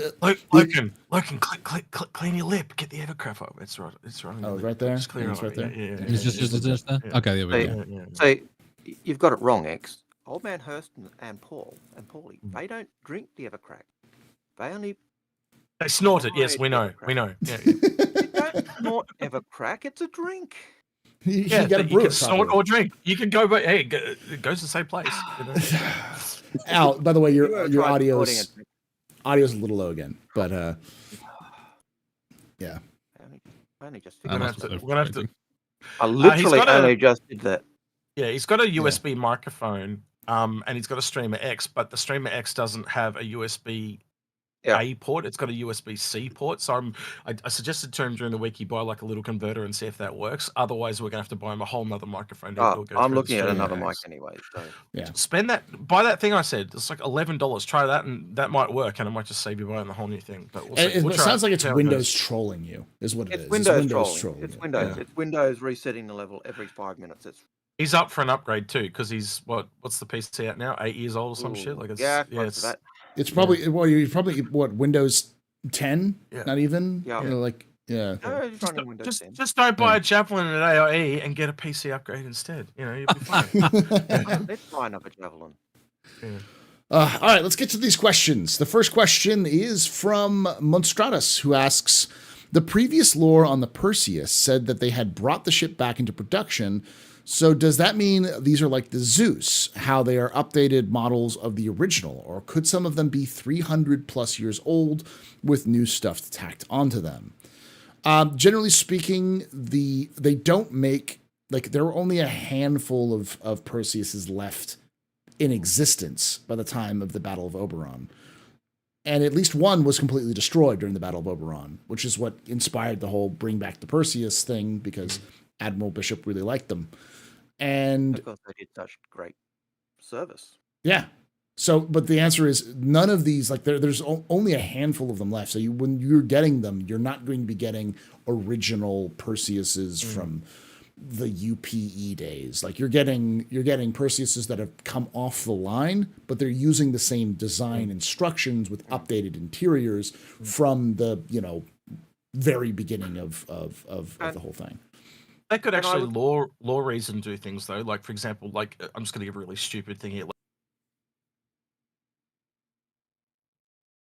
Please come everyone's back. Please camera come just back. froze. Yeah, it was my fault. Right.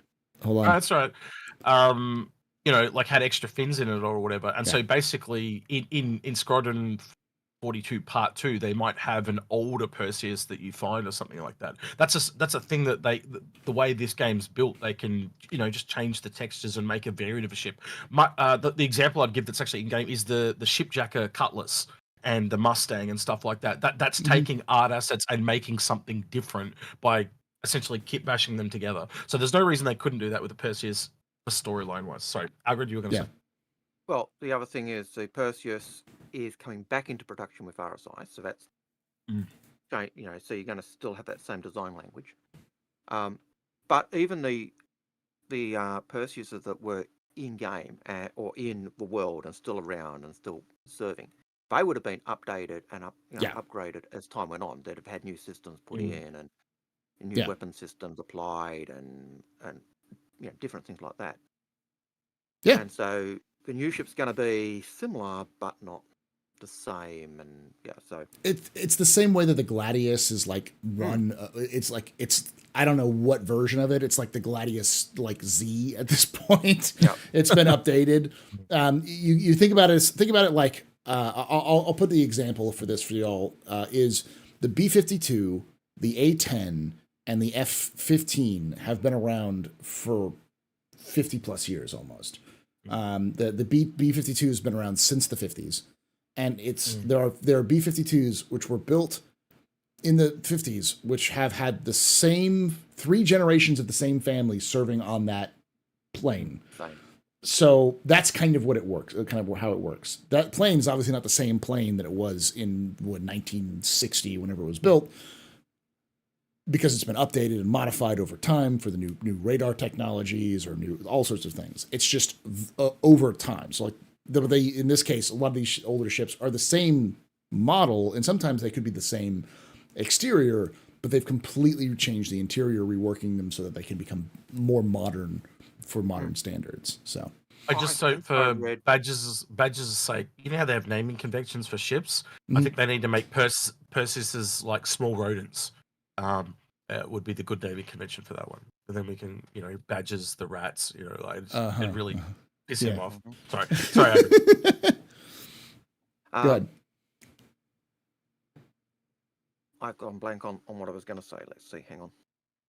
I love it when I have that effect on Agrid, and then he has it on me. We did an episode recently, like I mentally blocked him, and then he mentally blocked me, and we both stood there and went, oh.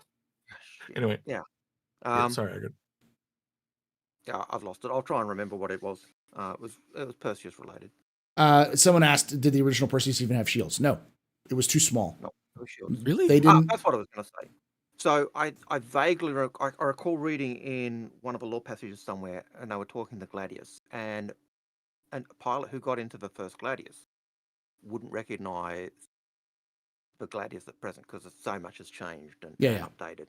So there's so many upgrades that have gone on. And the original Perseus, I imagine, would be something similar. Oh, yeah. So many changes and upgrades that... Yeah. And yeah, a lot is too small for shields. Yeah, the lore is that the UPE, I guess at the time, humans had shield technology, but it was only on massive capital ships. Anything below a capital ship, they didn't have enough power plant to run shields because shields were very basic for human shields were. And the thing that the Tavaran had was they had very efficient, smaller shields that were energy efficient. And so we just started stealing Tavaran shields and reverse engineering them, and that's how we got the shields on the Gladius and a lot of other smaller ships. We get our shield, even where we get our shield tech for our, the aircraft carriers and the air shield. The air shield for the Idris, because it was post-Tavaran War. It was Tavaran tech. So yeah, and even the air shields for stations. And originally the idea was only the big ship could still have that because it was just so much power and to generate to do that. So as we've re-engineered or back-engineered their stuff more, we've been able to put it onto smaller ships. But that was the original idea that I can recall reading. So yeah. You say steal. I like to think of it more as tactically reacquiring and redistributing. Yes. Gosh, what is it called? Acquisition. Acquisition. Yeah. Requisition. Acquisition. Reparations. You forcibly requisitioned it. Exactly. They weren't using them. Not anymore. I'll start with Loken on this one. From Midnight Black SC, who asks, what do you think we can expect for the Caterpillar's modularity at this point? Will they allow us to take out one section, or will they just swap out the whole front? What sort of modules are most likely? That's a good question there, actually. Caterpillar modularity. I mean, I can see it going either way, truth be told, because at the end of the day, the command module is a completely separate own Parasite craft in all genuine seriousness. The whole thing is supposed to be able to detach and fly off independently. So you could have it either being the main body, the long sort of rectangle with all the cargo. Either, you have individual modularity in terms of the smaller sort of like opening sections, or converse, I can see them doing a very Drake thing of just saying, just attach it to another version of it. Yeah. Okay, fine. You don't want the cargo, you don't want the cargo bit, just take your Parasite command module off, attach it onto, I don't know, a troop transport variant or something, Mm-hmm. I can see them doing it either way. What Drake will do is they'll do it the most cost-effective and simplest way they possibly can, because that is Drake. Mm-hmm. X, what do you think? I'm just do you think we're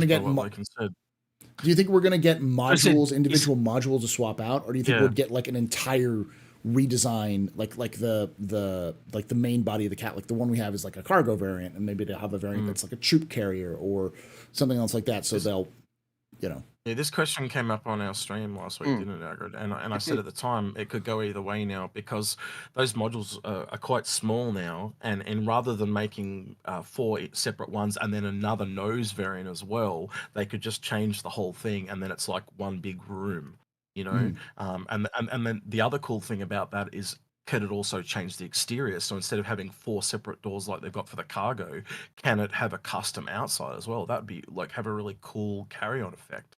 Could you have, I don't know, one where the roof opens instead? When you start to think of it like that, it actually makes that ship sound really cool. And so they'd almost become like 4 unique variants or whatever, however many modules they have. Yep.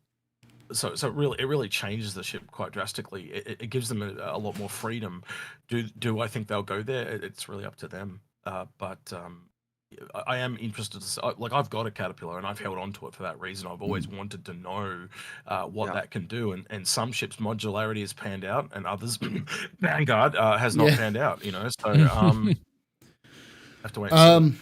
I'll say pretty simply that I don't think you're going to have a situation where you can pull out all of the cargo modules and just have the nose. I don't think that's going to be possible. I think You can't do that. I think it's always going to be the same number of cargo modules. So is it 6 Yeah. or yeah, Four and one nose. Yeah. yeah. So you're They got always your going to tail. be So you're always going to have those 4 modules which you can swap out, but you can't have like no modules or front. Like that's not going to be possible. So if you read the question again, what he's actually suggesting and what we were talking about on stream is, instead of having 4 modules, it's just one big one. Yeah, I can see that. Yeah. I can also see them swapping which it out. makes it a lot easier. Yeah. Yeah, with swapping out entirely with that sort of thing. Well, it just makes it more complicated because really in the code, when you swap over a module, it essentially just spawns a different ship. Yeah. Right. Unless they're actually going to physically show, like take the Vanguard, as I said, you can actually physically see the pod coming out and the pod going in. But how are you going to do that with something like the RSI Galaxy? How are you actually going to physically have them? They won't. They won't. You won't. So it's just a respawn. But if you think about it with the Caterpillar, the reason why that makes that complicated is you then need every version of possible combination of that 5, and that's an astronomical amount of them to have. Where if they just rechange it so it's the whole module that changes, it just goes back to 5 variants. That's it. Yeah. And I would love to have the individual modules which we can put in, but I don't see it happening. I think that was the original idea. A bit like originally, you could have as many modules as you wanted and have this massive Caterpillar type thing, and it has as minimal as you wanted. But every time you added a module, you were actually adding a brand new ship. The second we actually start mixing and matching the order of where we put those little modules, we're actually having totally different ship. If you've got your medical module in Bay 1 and I've got my medical module in Bay 4, they're 2 different ships. And so I don't see that being the way they'll go. I think it'll end up being there'll be set mixes or sets. It's an age problem, isn't it? Because a lot of people forget that was a Kickstarter ship.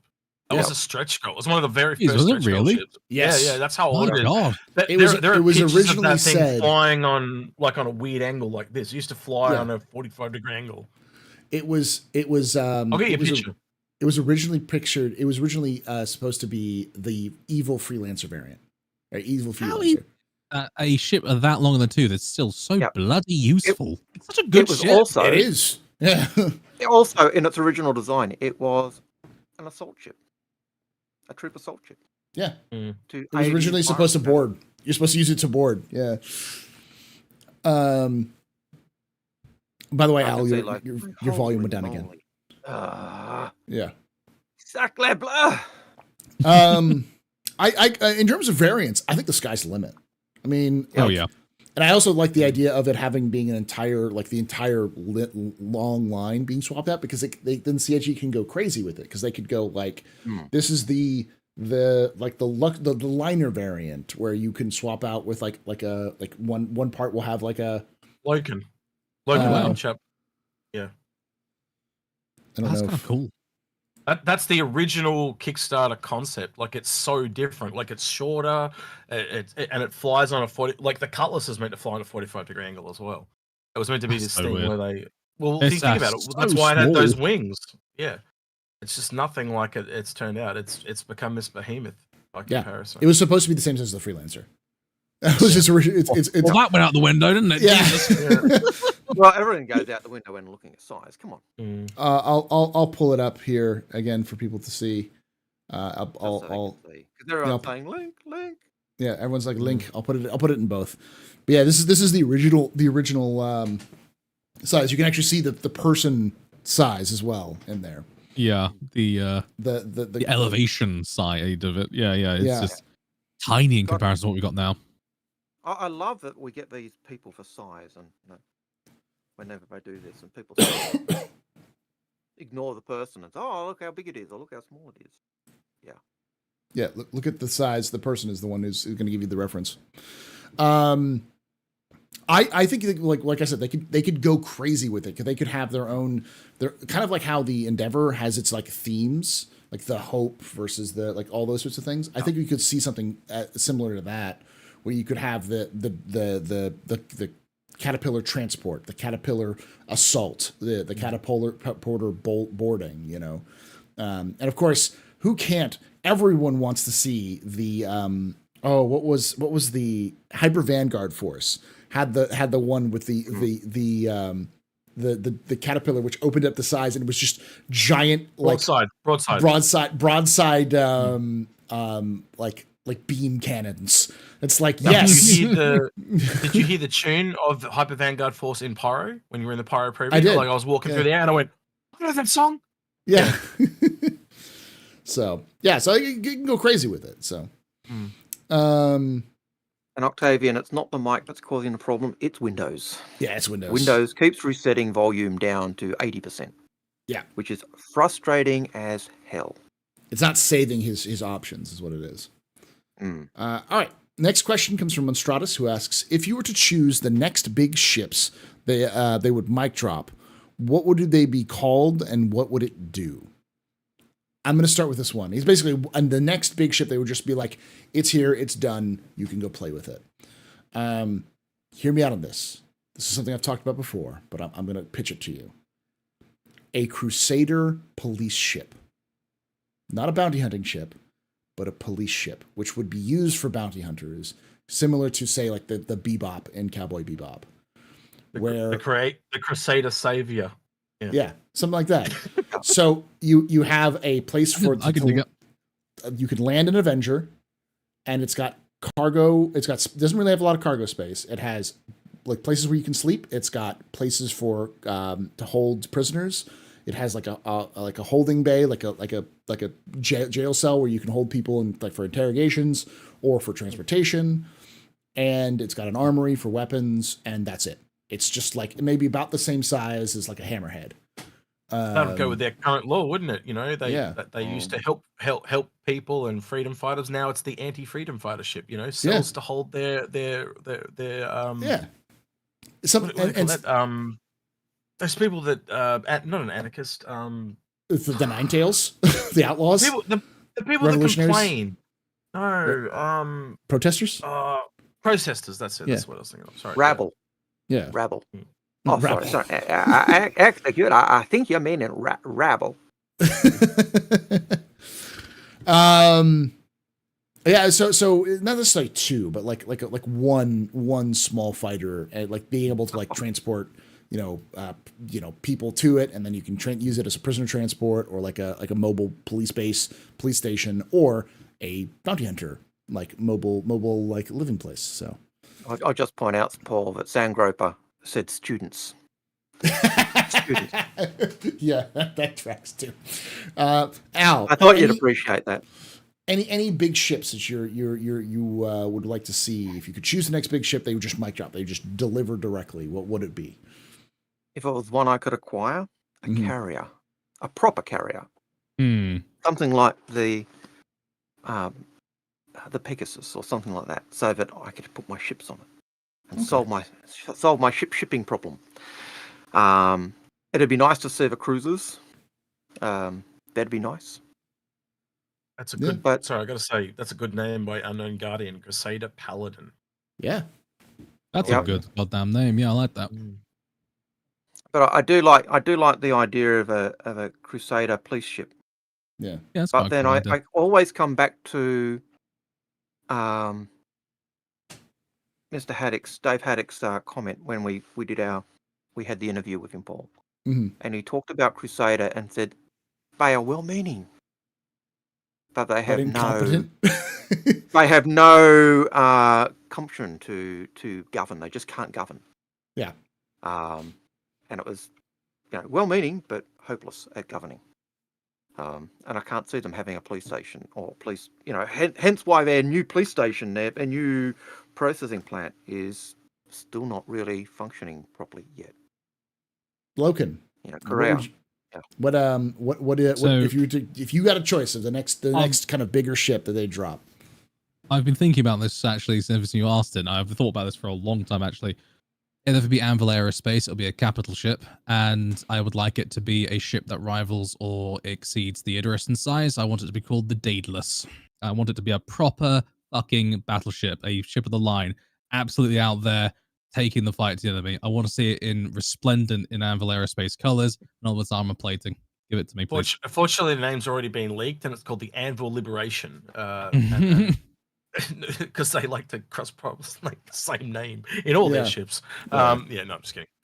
But man, that's been an ongoing one for years. Loken, people want an Anvil capital ship. I really want an Anvil capital ship. It's something they've teased. I have a theory that they wanted to do that around the same time as the Perseus. Like that was going to be the one after the Perseus. But then they looked at their ship roster and was like, no more. We can't do any bigger ships. We can't sell any bigger ships because if we start selling those bigger ships, it'll just take too much. It takes us too long with too many people. We need to slow down, get more people on board. And then they had the whole problem with the Banner Merchantman team leaving, and so they've just been like nixing out anything that's bigger than a large, and just been like, you can't do it. Yep. So, and I think last year's Galaxy and Aristrata this year kind of speak to that. They're both kind of the large ships, not capital. And they know there are things that they can promise, but not over-promise. But I think there's somewhere in CIG's files is a concept for an Anvil like frigate or Anvil. I think it's a Corvette somewhere. It's Corvette is what we've been hearing, and it's been like 5 or 6 years. We've heard of things that like some things I know we've heard now that I think is bullshit, but we've been hearing things for years like it had 2 rail guns, one on each side, and all this type of shit. And it doesn't have a flight deck like the Idris. It's just all guns, so it's kind of more like a javelin but smaller. And when it comes out, it's like an assault boat. Like I think we can all agree that every major ship manufacturer will get a large capital of some sort eventually. So they'll probably end up being like 10 of them at the end or something. Or however many Drake and Origin and Aegis and RSI already have those. So and Consolidated Outland does too because it's got the Pioneer. So so it's just like I don't know. Argo and what's the other one? RSI's kind of got one too with the Origin. The Orion, sorry, the Orion's so big, like it's. I think it's actually bigger than the Javelin. I'd have to go check again. It's very close to it either way. So an Argo capital ship would be a flying warehouse. That's what that would be, or a flying. That would be fantastic. Genuinely, for a logistics organization, that's fantastic. The Argo Amazon warehouse. Perfect. Yeah. All right. X, you get a ship. If you had your shot on like a big ship, next big ship, they would release. I don't really ever think about big ships. I kind of let them come. Like I guess I've got that nickname I have for the gas collector, which is the Nebula, because that's what it's going to do. It's going to eat giant nebula. But I don't know. That's just speculation at this point. Refinery ship. We've got all of agriculture to come as well. Hunting. I think that's going to be a lot. Like you talk about bounty hunting. I think that's going to be like another little secret thing that people are going to enjoy is like actually hunting animals and stuff. Like being like a poacher ship or just hunting the space crabs and the it's the Yeti, but I always forget the Boreal Stalker or whatever it's called. Yeah, hunting Estonians. Yeah. Yeah, that's going to be a thing. I really look forward to the whip crabs, the pyro crabs, because they live in colonies, and so like having a pyro crab raid would be kind of like a raid where you're literally going to have to coordinate bombs, like because that's the only way you're dealing with that because they have they're colonies. Huge, aren't they? They're 3 stories tall. Yeah, you're gonna need a line of tanks and bombs. Those A2 bombs are gonna come into play, boys. Yeah. Go. And God help you if they attack your colony. Yeah, like and oh gosh, that's just those sorts of events which will let CIG kind of like have those resources so they can go like, hey, why don't we just have never-ending waves of crabs for like an hour that you have to deal with, like because those mad lads would do it. They'd just be like let's throw 3-story tall buildings at people and see how they handle it. So look, all I'm gonna say is I'm doing my part, you doing yours. Would you like to know more? Exactly. I know they're not bugs, but they're crabs. That's close enough. Same thing. Yeah.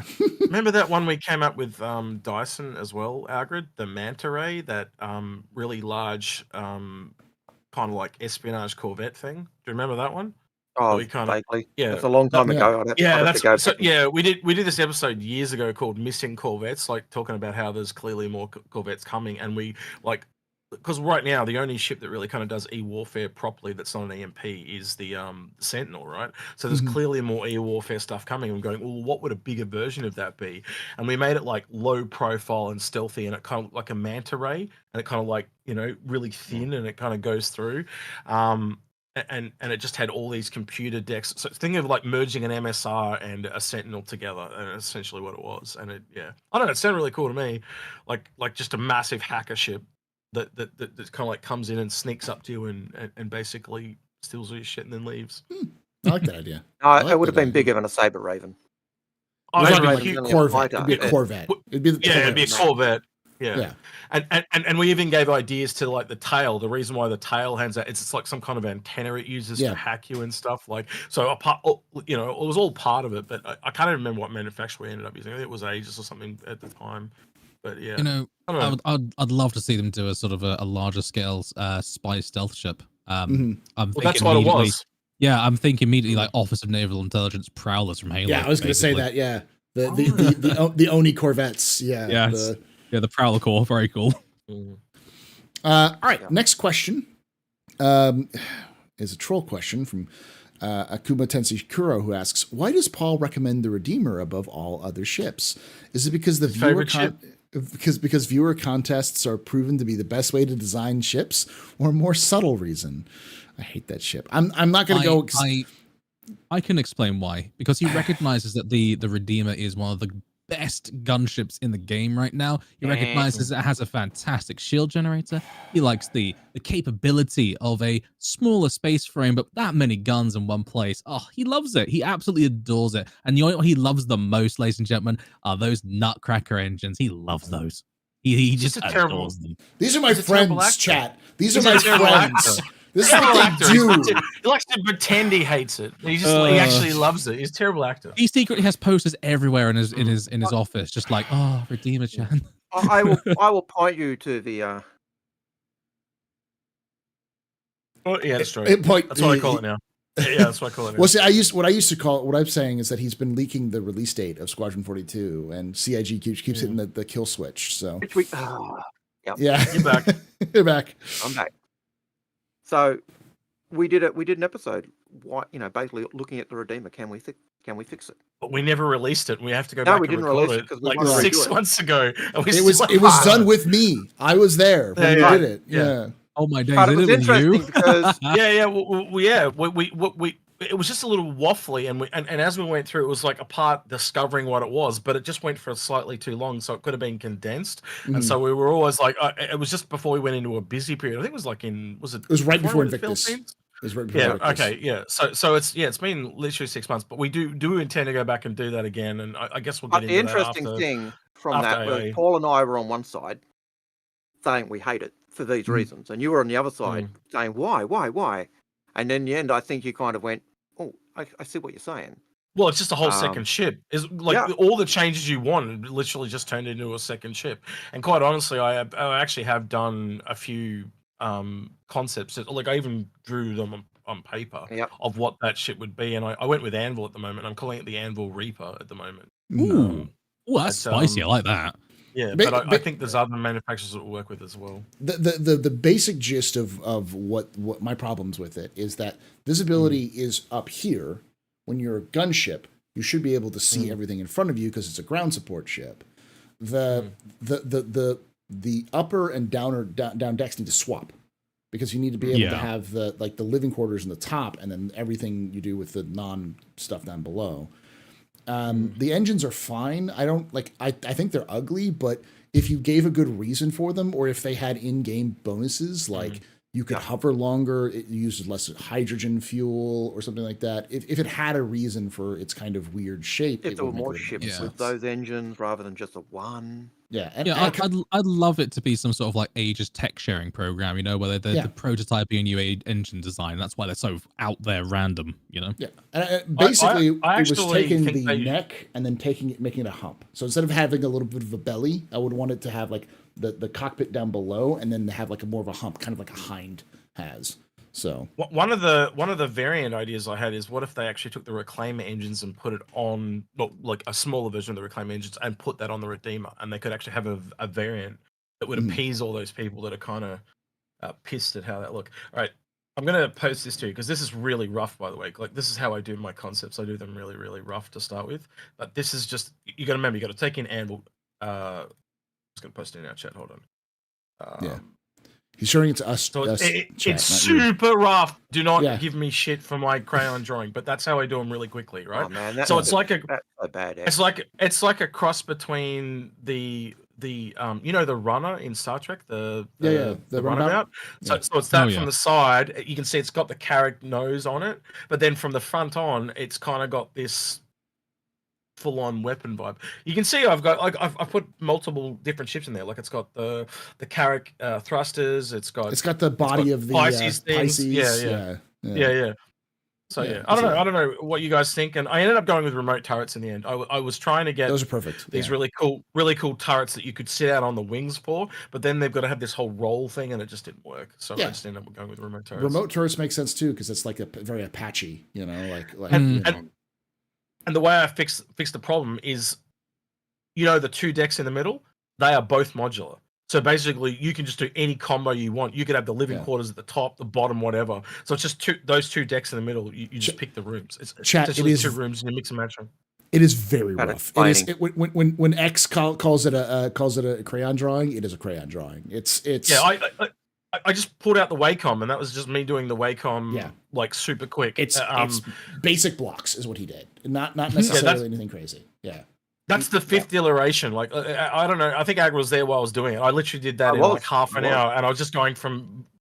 I started on a silhouette, and then I just went from silhouette to line to line to line. That's how I did concept back in the day. Because you're prototyping, essentially alliterating really, really quickly.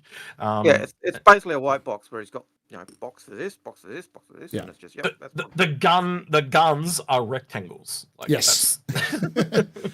All right, so I've paused the redemptions because we're now at 37 questions. So I'm going to go through all of these pretty quick. I'm going to start from some of the newer ones too for this ones. Thoughts on having more Tavaran inspired ships? Yes, please, yes. God, yes. There's a lore ship called the Jackal, which is the defensive counterpart of the Hurricane. The Hurricane's the offensive one. The Jackal allowed for the second seat to control the shield directions. And with the change in how multi-crew ships will work, if you did something like that, basically making kind of like a scout or like an assault scout that just couldn't die because it could constantly rotate its shields from where you're coming at. So it would be that kind of stuff. Cool shit. That's fantastic. Disappointed there, Agrid. You didn't take the opportunity to take that low-hanging fruit for the dad joke. Come on, CRG, throw us a bone and give us the Jackal. Why didn't you take that, Agrid? Come on, it was so obvious. But anyway. No, I was going to say, isn't that mentioned in the lore story, Instrument of Surrender? Surrender, yeah, it's mentioned in Instrument of Surrender. Were a great story to go read. Fantastic story. Execute. Would you like to see more Tavaran ships? Yeah, I would actually. I'd like to Yeah. see a lot more ships, but I think you guys would agree with me. They have got plans for expansion packs. UE You Destroyer know, being trounced by a.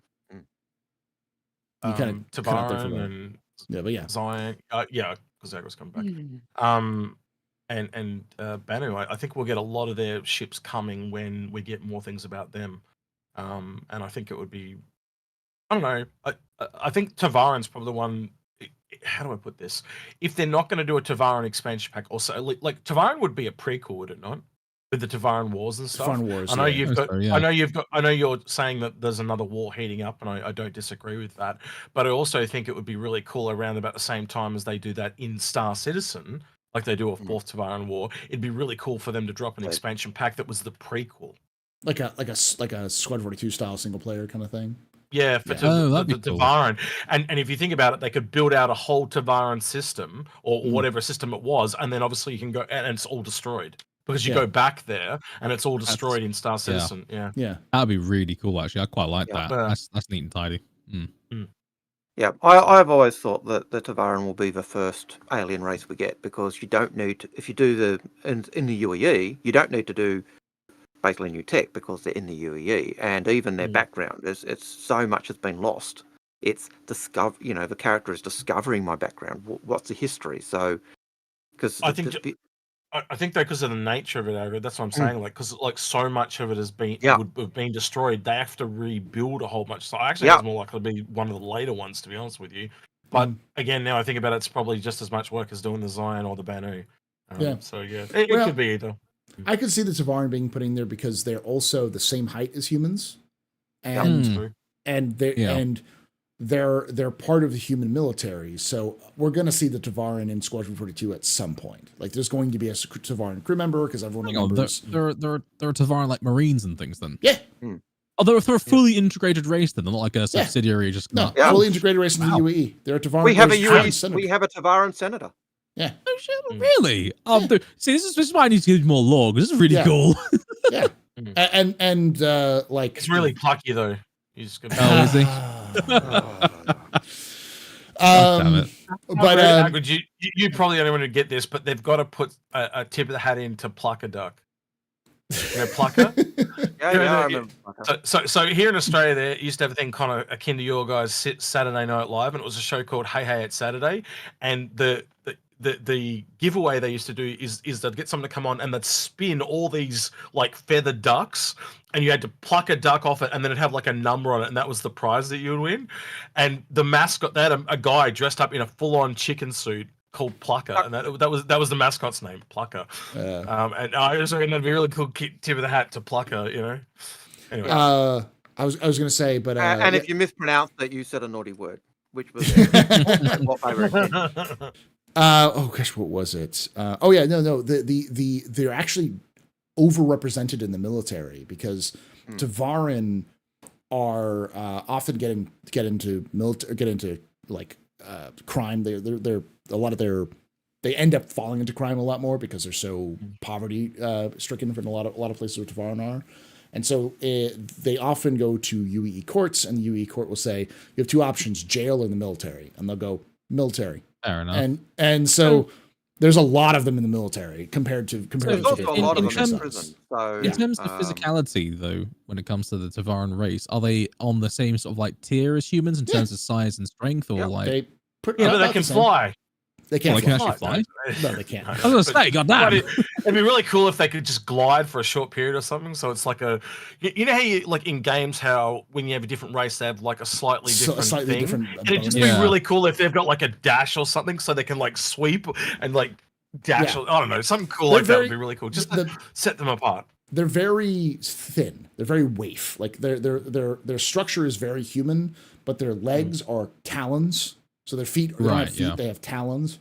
They have like 3-fingered like hands like this. They're Vulcan. And I always do the Vulcan. Hello. They kind of have these kind of elongated fingers, and they're like their bodies are very. How the heck do they hold a rifle? You can see the cinematic right now. He's hanging onto the cliff, and he's holding onto you in his talons, but because he's only got 3 fingers, he's like, oh shit, we're both gonna die. Yeah. But they're very very stealth oriented. Yep. So like Oh, right. Okay. yeah, They used their to whole sneak onto UAE ships and then sabotage them from the inside. They would Yeah. literally have groups that would go in, get into the ship, wreck the shields, wreck the systems, make their stuff go down, while the other ship was shooting at them. You know, while the Yeah. other ship was shooting. Oh, that's Lovely. actually really cool. I'm not Military. gonna lie. so But after they defeat in the Second Tevaran War, they basically purged all their stuff. So it just burned everything. The Rajora failed us, let's burn it. Everything. And the only stuff we've really got left of them is what the UAE saved as basically trophies of war. yeah. And So, so as old man Hurston says, there's nothing like a good Kentucky Fried Tevaran. God damn it. but yeah, they like their culture's gone. They're looking Like, good. They're the looking cul- good. The what culture they were able to preserve is very sparse, and they found a new world called Brenna? it's not In the Brenna Brenna. system. It's Guffin. it's got like a gambling term almost for it. I can't remember what it is. But that's what you were suggesting, though, weren't you? In your fourth Tevaran War, is it with those people at that new place and the people that are in the UAE that are gonna clash? Yeah. It's like the new believe or what? Not. I don't know how to word that. Like, so the old school people and the new school type of people, Yeah. they're going to Well, clash so- because the cultures have changed. So it's got like two cultures now almost. Basically, they discovered this world, and it was an abandoned colony from the First Tevaran War, and it's all preserved. So, like original copies of the Rajora, like all of the culture they lost, they found again, and their language. And so they this came back, and now the Tevaran are kind of split. There's Tevaran who live in the UAE in their ancestral homeland, which is they now allowed to return to. That they're like, we need to adapt to changes. We need to become one with the UAE, and get as many Tevaran as we can to join the military and then become citizens. So then we have more power than we normally would because we can vote, and the people won't be able to. And we already are a martial species. It's already part of our culture to fight. So why not? Like, why not just do this? And there's a Cabal. story looking at that as well. Is it Cabal 3? Someone's Cabal. saying Yes, it's Cabal. Thank you. Cabal. Yeah, Cabal is the planet, and then there's the ones who are outside of the UAE who are like, humanity destroyed us. They destroyed our culture. We need to get revenge on humanity.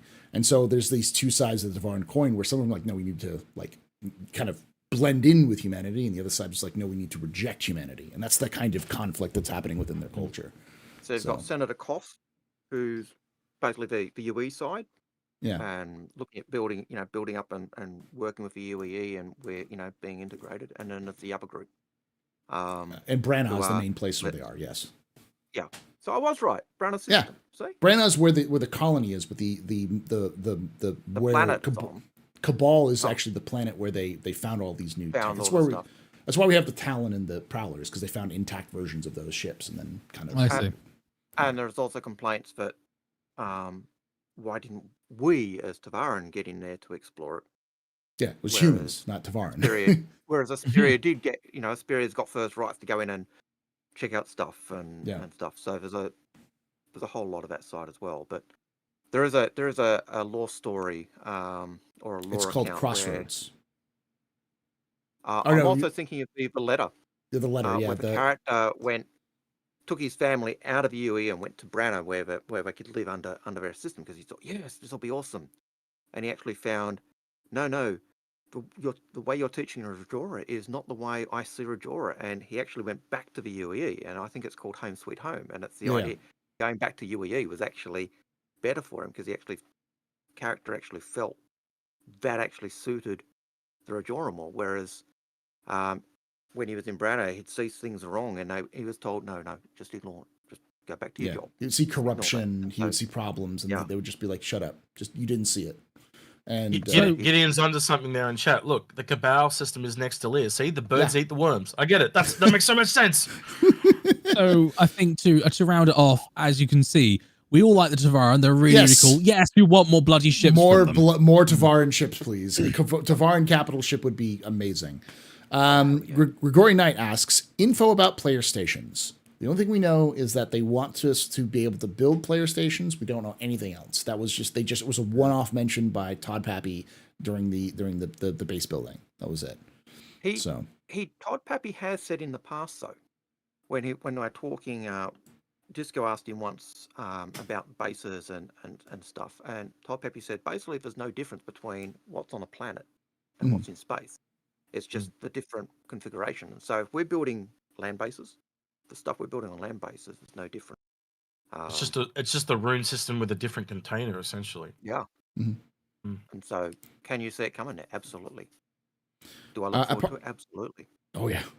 Aparky asks, what was the ship in the Squadron 42 Hold the Line video with the very, very anvil-looking thrusters? Was that a capital ship size ship? If you're talking about the big barge, we don't know. At the very end, anvil. That'd be cool. I think it's probably either Consolidated Outland because it looked like almost like a Pioneer, but with the like little like fork things replaced with. Do you have a timestamp? Yeah, that would be Parky would tell us what. Okay, he has the link, the YouTube link. Let me. Oh, someone came prepared. Look at this guy, professional. Yeah, that one. Oh, I see. Yes. Yeah, that's the one that looks like the Pioneer. We see it in an earlier shot, but it instead of the front being like the open area where you'd have the building location, it's just cargo. So, can someone repost that in our? Oh, there it is. Yeah, got it. Apache. Yeah, found it. Mm-hmm. Yes, thank you for posting that. Yeah, that's an interesting looking thing. Oh, that one. It could be the Pioneer. It really could be because it's kind of got that weird asymmetrical vibe to the back of it. So we actually looked at this. Paul, you've frozen everyone again. Yeah, hold on. Paul, stop looking at. Paul, stop looking at the pornography. Anyway, I can't. So yeah, it's got the same. What do you call that? Not the cockpit, the bridge. It's got the same bridge as the Pioneer. So it could be a Consolidated Outland. And the other thing is when the ship flies over the top of it, it actually looks like an oil refinery type. Like an oil refinery. It could be the really large refinery or gas collector. But again, total speculation. But yeah, I didn't know that was the ship you were talking about. Yeah, that's what you're talking about. All right. Centurion asks. Go ahead. I was just going to say, yes, Kavian, Pioneer is bigger than a Caterpillar. Yes. It is. It's so much bigger. Centurion asks, what YouTubes think is 4.0 coming out in Q2 2024? I'm going to be the pessimist and say I don't think we're going to see 4.0 come out until the end of next year. But I don't know. Maybe I'm different. Execute. Optimistically, yes. I think pessimistically, as Paul says, I'd say that's a realistic looking time frame, given what we've got. Somewhere between Q2 and Q4. Yeah. Yeah, I'd say that's about right. Execute. What was the question? Sorry, I'm replying to Apache. Sorry. When 4.0, when do you think it could happen in Q2 2024? When it's ready. I don't give a shit. It's ready. I'm one of those people. I've just got to that point with everything now. It's just like I'm not going to rush perfection. Like let it go. Like I just like. Yeah. I've got to that point. Like it's just like I've learned to be patient. Like that. Yeah. They're doing shit that never been done before, and you know people get really upset when they don't hit dates. All you're doing is setting yourself up for disappointment. It's like, well, they told me the 17th, and it's the 19th. Where's my candy? You know, like it just.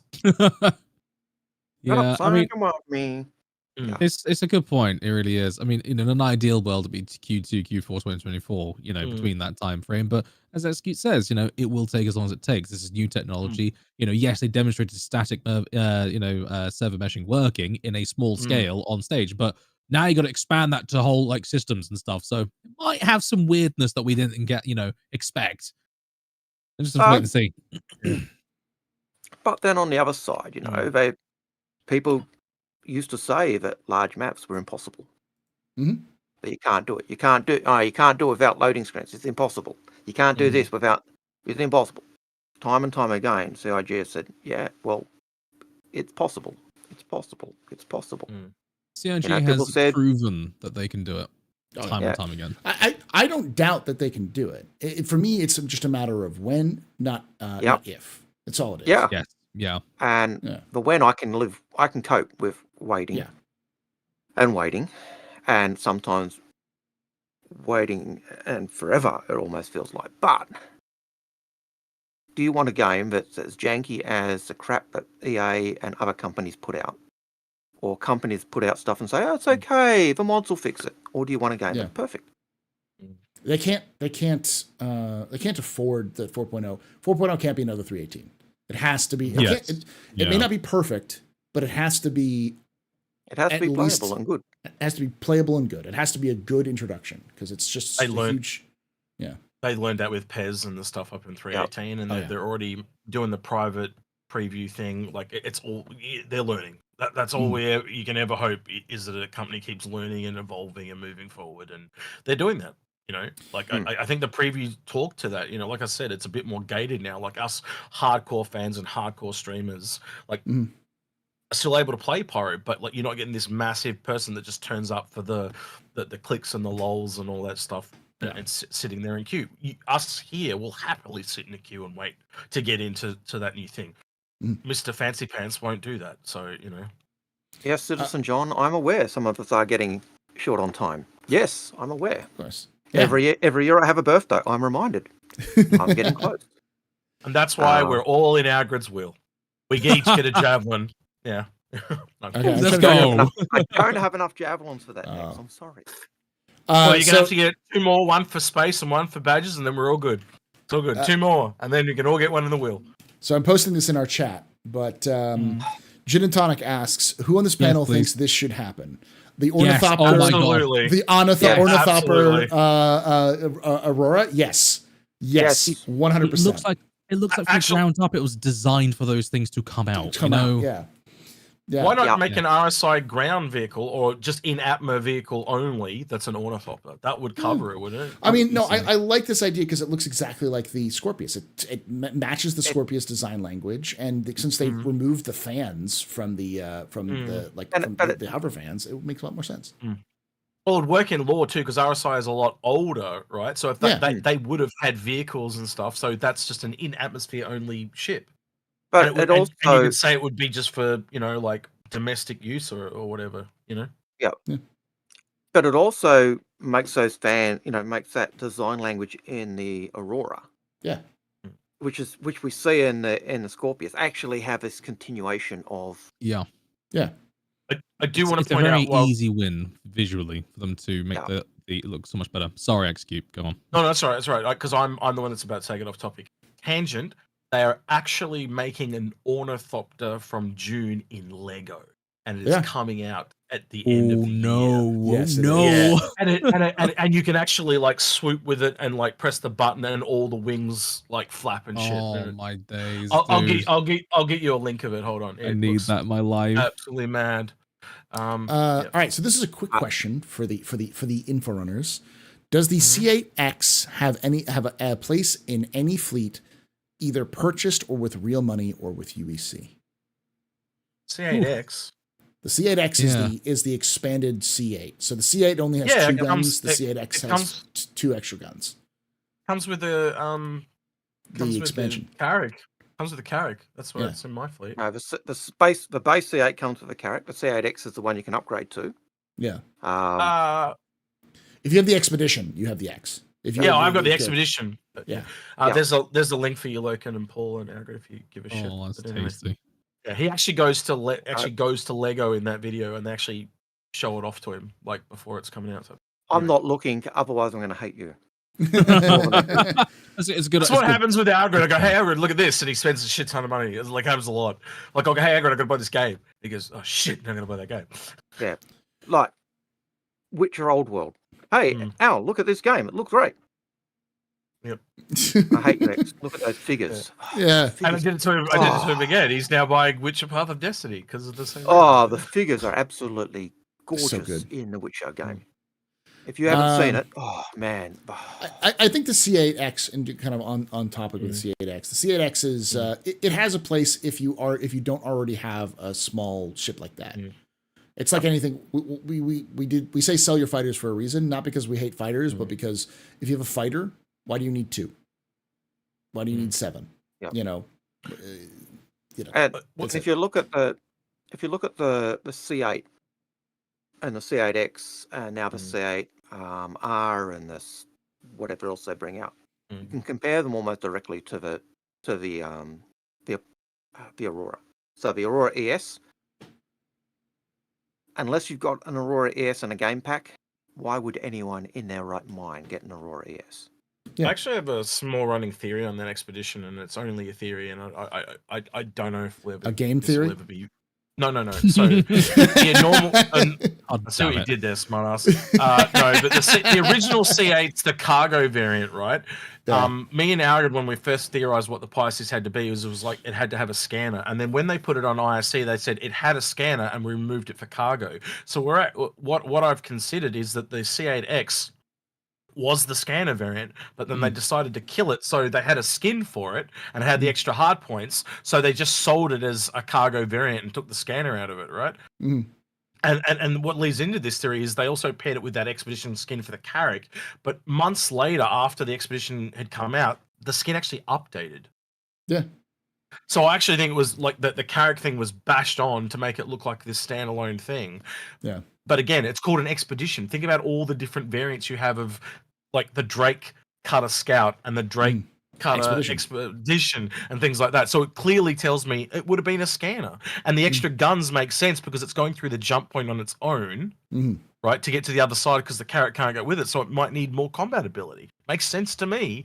But Yeah. they've killed it at some point. Or maybe they come back around again and they do make another scanning one. But or maybe they've just made it so it didn't need scanners, like huge, massive scanners to navigate a jump point. It just needs the normal ones, and that's all it needs. So they changed it.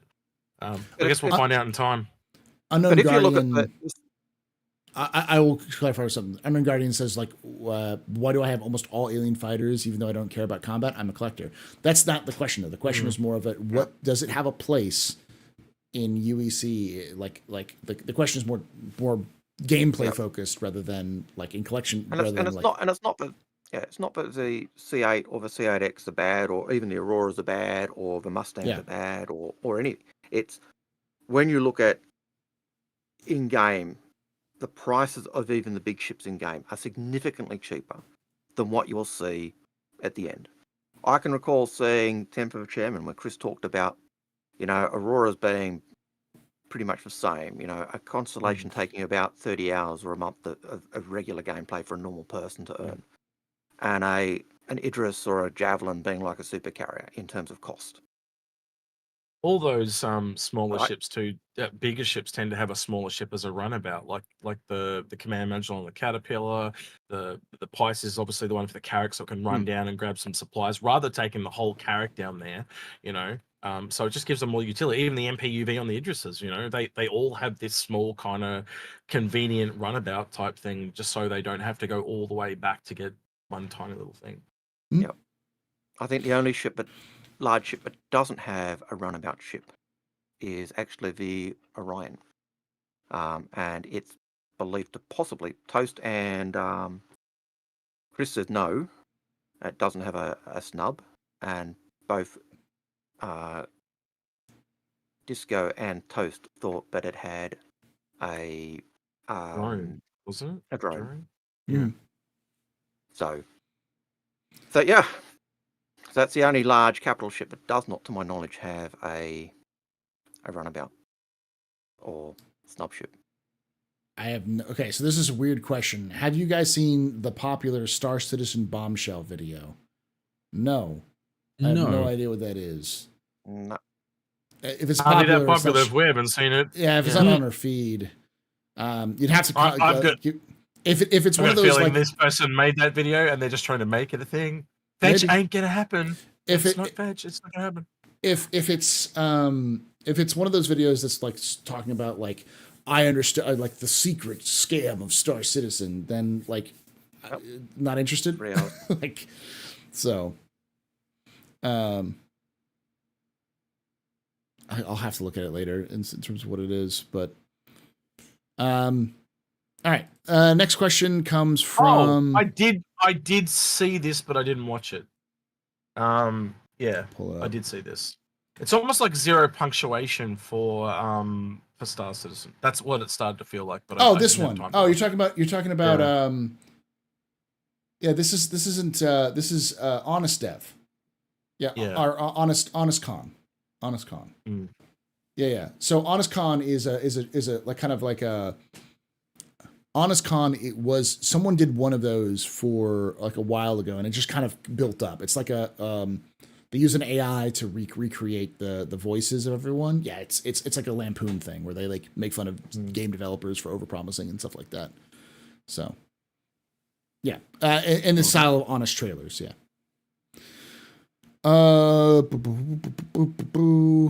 Next question comes from Unknown Guardian, who asks, should there be another tugboat from a different manufacturer? Misk, Yes. RSI, Consolidated Outlands, Drake? Sure. Absolutely. As long as it has some variety. As long as it's not just the SRV, but from a different manufacturer. Yeah. Technically, the Crucibles one, if you think about it. True. I suppose It's more than likely going to have a size 3 tractor beam because we know it's got a tractor beam, and it's got to be able to move around the Retaliator and the Constellation like it has it in its video, or not video, but in its concept. So it's more than likely got the same thing as the SRV. It's essentially merging the Vulcan and the SRV together. So I actually do see the SRV as a part of repair, believe it or not. You know how you were. That argument we had years ago, Paul, where you said, I think there's room for a smaller ship underneath the Vulcan. Yeah. It's the SRV. Yeah. You were correct, sir. Logan, you going to say something? Because when you think about repair, first step of repair is taking it to the repair shop, the tow. Second stage is being able to do some roadside repairs and stuff. And the next one is the full workshop. So, yeah. All I was going to say, and add to that was, I'd love to see some more industrial ships, more tugboat things of that nature and other stuff. Yeah, the more variety, the better. I don't want it all just to be, Argo. You know, I'd love to see other manufacturers doing it. Yeah, Argo, Grey Cat are consolidated. I'd love to see them branch out, do that kind of stuff. So Loken loves good tug confirmed. Right, cool. I do indeed. Yes.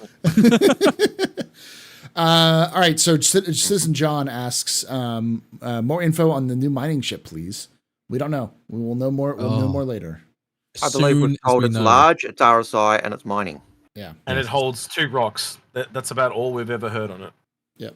Yeah. As soon as we learn more, you'll hear it from all of us. I guarantee. We'll all have a video on multiple channels. Yes, sure.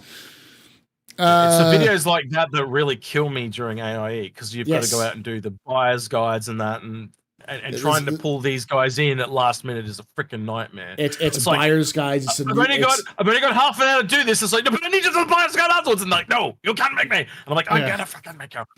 Luckily, it's holiday week for the in the States, so like I am off from the 18th till that Monday or that's the Sunday after that. So like I'm good. So, it's pretty like at the moment it's pretty much just you and Algren almost every single day. Yeah. Badges and Space have turned up for 2. Loken hasn't got any at the moment, but yeah, Loken, I think you're gonna get sucked into.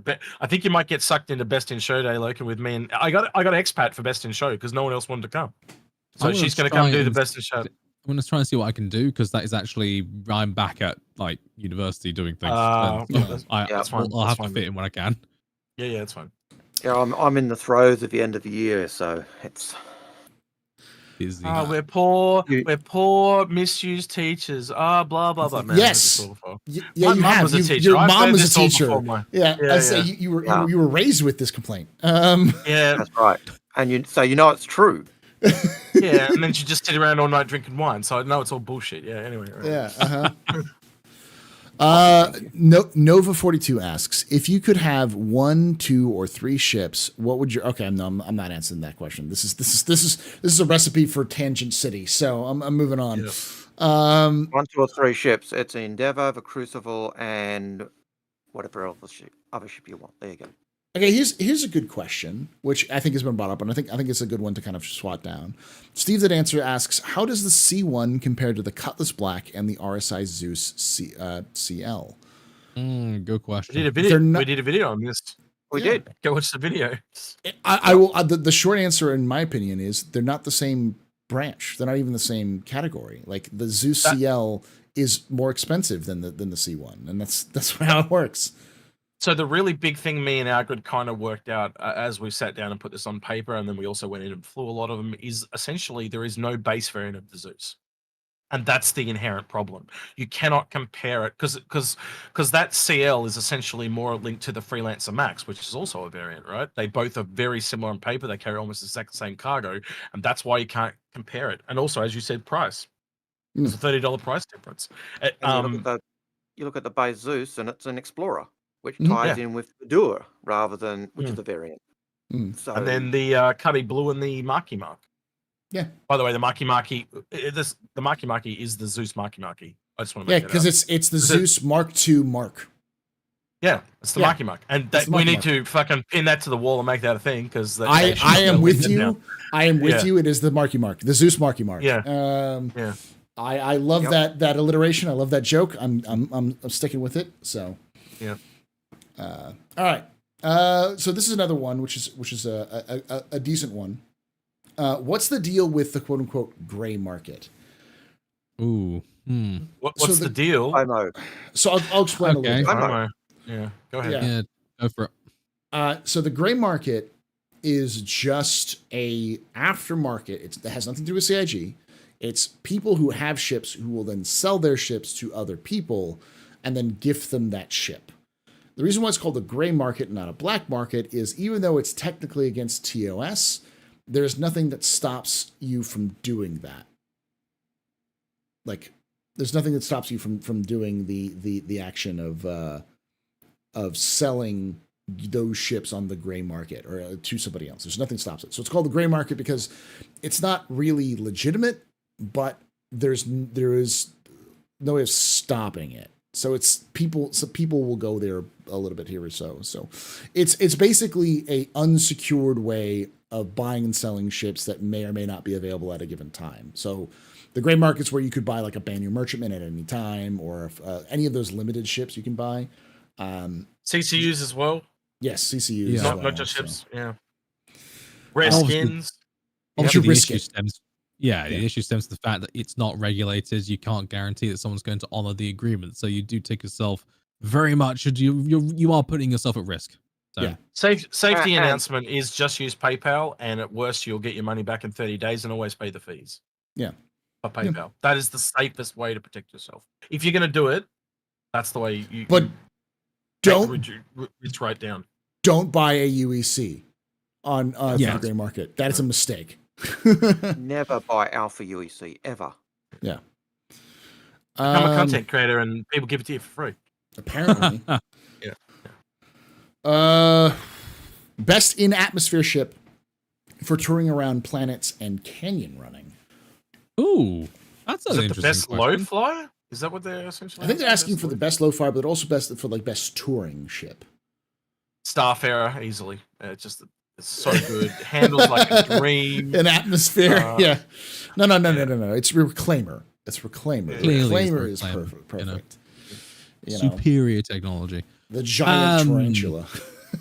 It does have VTOL. I'll give you that. Yes, it's I- true, it does have I will point out that the 2954 Crux Cup is around the Gold Dust track at Lawville. Hmm. It has a category for every ship, including the 890 jump. There Huh. will be people who will race for Hercules around that track.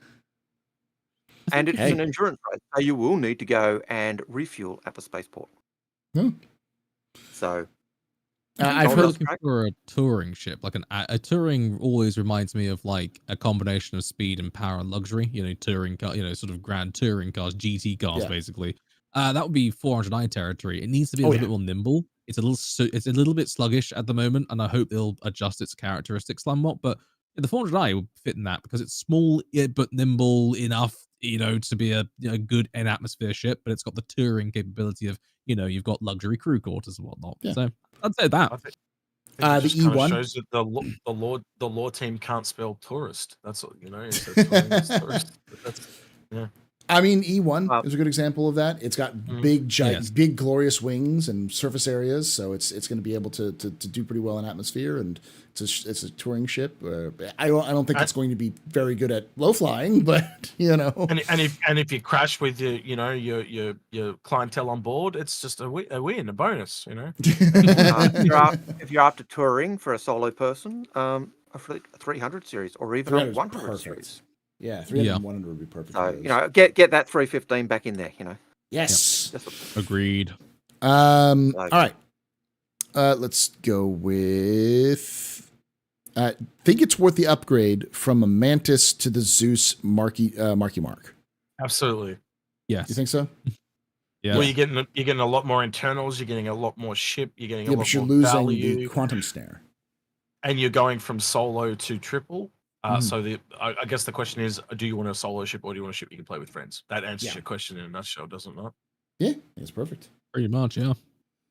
So Soren's asking, Execute, are you from Tassie? When are we doing a Bar Citizen? If so. Oh man, just reach out to me on Discord. Well, I'm in Lonnie, man. You come and see me. There's only ever one other Tasmanian guy that came and met me. He came up from Hobart, and we just went and hung out in the park and watched his kid play, and we had lunch. And yeah, if you want to do that, man, I'm always There you up go. for someone to come visit. Yeah, the Tassie fans need Tassie. If you're in Tassie, if you're in Tasmania and you want to hang out with someone, Execute is looking for Star Citizen fans to hang out with. Yeah, absolutely. Just reach out. I got all the time in the world to sit and talk about spaceships. Yeah, for sure, man. Reach out to me. Do you think people will glide the Zeus while doing cargo runs? Absolutely. It's a lifting body. It's a space shuttle. It's designed to glide long distances. So yeah, yeah, definitely. It'd be fun. Just turn the engines off and let yourself coast. You know, save There's that gas. there's something that doesn't add up with that ship though. That was the other thing me and Agrid figured out. On paper, it just doesn't make sense because it's like heavily armored. It's got the shittiest thrusters of any of them. How the hell does that work? And I think part of it is that whole reconfiguration of components. Yeah, it just there's something they're not telling us that just doesn't add up. And it was we went in game and flew the Freelancer Max specifically. It was one of the ones we wanted to fly because that thing, you fly the Freelancer Max compared to a normal any of the other variants of the Freelancer, and it's completely different. So because it's got more weight, it's got 2 extra rear thrusters or engines, so it's actually faster than all the other variants, but then it has the same thrusters but more weight, so when it rotates or turns, it's heaps more sluggish. It's like a complete juxtaposition to the other Freelancers. Yep. Oh, yeah. And when you start to realize that, you then look at on paper the thrusters. Now the thrusters are the thing that doesn't look like they're going to change, right, based on the Matrix of Lies, even though everything else on the Zeus has been pumped up. So based on that, even though it's been pumped up, its thrusters in its pumped up state are worse than all the others. So it's got to fly like a piece of shit compared to the others. Yeah, it's got. I mean, I don't think it's going to handle very well. I think the sea, like that's another thing with like the Spirit. The Spirits are going to be much more nimble than the Zeus. The Zeus is going to handle a lot more like the Connie than it is going to handle like the sea spirit, the Spirits, or even the Freelancers, like, Cutlasses. And it's more looking like the tank of the group as well. Yeah. Yeah. Oh yeah. And the other thing is that you look at the purpose of them. Like you get the impression that the Spirits are meant to be, fast and nimble and run away. You've got the Cutlass, the damage dealer. You've got the Freelancer that seems to be the shield heavy thing, and then you've got the Zeus that seems to be more armor heavy. So you've got this different role that goes with each of them. But yeah, there's a and the other thing that you noticed as we're flying those Freelancers is they didn't like stopping. No. It's not stopping. No, they do not like to stop from forward. They're really bad at that. Angry P6 got a good thing I've just thought of there too. It actually this might actually come into the Zeus as well. It says thrusters in Atmo aren't going to be as influential when flight control services come in. Yeah. That actually makes a lot of sense. That's probably why it's got those extra thrusters on the bottom, because it's heavier with the armor. So when it goes in Atmo, it literally needs those to hold itself up as it literally comes into crash land. Because Yeah. if that thing's like a flying brick, it needs extra thrusters on the bottom.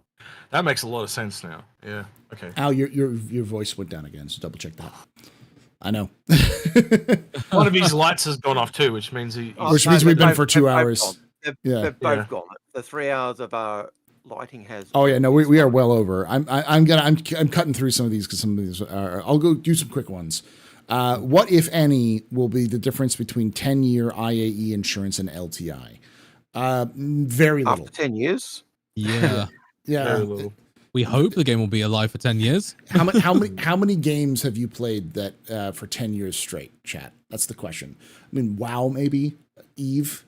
I think those are like games. Counter-Strike. Yeah. Counter-Strike is now 24 years old. Yeah, but I mean, Never it's not question many. still around. League of EverQuest. Legends is now League of Legends is almost 15. So there's not many of them that go that long. So yeah. No. Yeah, Lord of the Um, Rings online. EverQuest. WoW. Elite Dangerous, I guess, is technically almost 10 years old. Yeah. GTA is a good shout. It's yeah. actually quite, you know, Pong wins. Pong. But I Pong mean, wins. like, yeah, and it's like saying like Minecraft, but I mean, like, playing it to the point where like you're playing it every day. Like, again, not that many. No, Um, not too many. very few, but there are some. Yeah. So I think it'll be practically the same, but it'll just be a matter of time. In regards to the Anvil Capital ship and its new technology, we may know that the K kit for the Idris is supposed to be somewhat experimental and using the main beam weapon with a drawback. At least that's the plan. So it could be that the Anvil Cap ship could be the first warship built with beam weapons in mind as a main armament. Oh my Yeah. god, yes. Anvil shark confirmed. Sharks with laser beams. I couldn't help it. Sorry, you can hang me. No, I couldn't help Oh it. my goodness. Sorry. I still love the idea of like the Daedalus or the Anvil, like a the Daedalus would match. Or oh gosh, what was the name of the guy who had the death beam in ancient Egypt or ancient Greece? You know what I'm talking about, right? Yeah, I One know. that The mirror. The mirror. yeah, the mirror. Oh yes, yeah, I know what you're talking about. Ghostbusters did an episode. Archimedes. Archimedes. And Well, that because- ship name's taken. That ship name's taken. So. Oh, are you kidding me? Like Anvil doesn't name its own ships sometimes the same thing. So the Anvil Archimedes would be great. The Anvil Liberation Archimedes. There we go. That's, Yeah. that's the. The Archimedes screw. I would love a beamboat. Yes. Freaking Anvil capture though. Beamboat. Holy shit. Yeah, I can see it now. Like, you know, the oars that come out the side of a ship, but they're all laser beams. Just beams. All right. Northern Trooper asks, it seems like it seems like this is the year for RSI and the RSI pipeline. What brand of ships will be next that should be in the next pipeline production, including backlog and rework? Someone asked this of John Crew that let me know, and they just said they've talked about internally after RSI. They don't know though, and I don't think RSI is really going to stop because of also you've got the Galaxies next, and then the Perseus, and they didn't show that on the ships coming in the next 12 months. So it's taken that long to do the Polaris. That say they start the Galaxy mid next year or whenever the Polaris is finished, it means the Galaxy is going to take more than 6 months. It has the creator's name on it. Like, it has the least amount of ships for all of the, like, they need more. We're going to see. Well, if you're everything. the law guys, yeah, they've got been the around biggest span of time. They should have more ships than anyone. They should, yeah. And in they'll terms be of good. gameplay wise, they should be your medium level. Like they should do everything okay. So like they should have the medium level for every sort of ship that exists, for every sort of profession that exists. So that if you're like, I need a ship that does this, just get an RSI ship. There's probably an RSI ship that exists with that. Whereas like the more specialties of NISC or effectively the Volkswagen of the ship world. Exactly, yeah. Or the Ford of the Ford, yeah. Yeah. So what's that RSI ship you're looking for? The RSI average or the RSI meh? You know, what's the next The one? medium, the RSI medium. RSI, just so-so. okay, maybe. The SCSC. Yeah, so. RSI, so. I'm sorry. It's I'm the sorry. RSI Incredible. Oh gosh, The RSI Incredible. Drakelith, push the button. Drakelith, I'm push the sorry. button. How dare you suggest that they're the ultramarines of ship manufacturer? Just because we're the best goddamn chapter doesn't mean anything, you heretic. I mean, from a lore perspective, that does make sense because Ultramarines are the most flexible chapter. They can do anything We they need are, to. yes, Yeah. and we're everywhere, and there's a reason why. Yeah. Just in every engagement, just look, just accept that we are Legion, we are everywhere, and just deal with it. Just deal with Yeah. it. Brave words for someone in bolt gun range. Exactly. Actually, that's all right. something else I'm looking for too. Is the Space Marines too? We're gonna have to hook up for co-op on that. Oh, that yes. 3-player co-op. I'll be in Yes. for that if you two are up for that. I just need to get my voice modulator so we can do the whole thing with Space Marine voice modulation. We do You- need to make that a reality. You're gonna have to show me how to do that, Lucan, on my Go. Well, I have not done any of that. So like I gotta go XR here, and all I always use it for is just muting and stopping and stuff like Yeah. that. But I don't. Yeah. I need to show me how to do that at some point. Like So Oh, how are indeed. Ultramarines flexible? they're I'm limber. asking as someone who Asking for a friend. Asking for a friend. Right.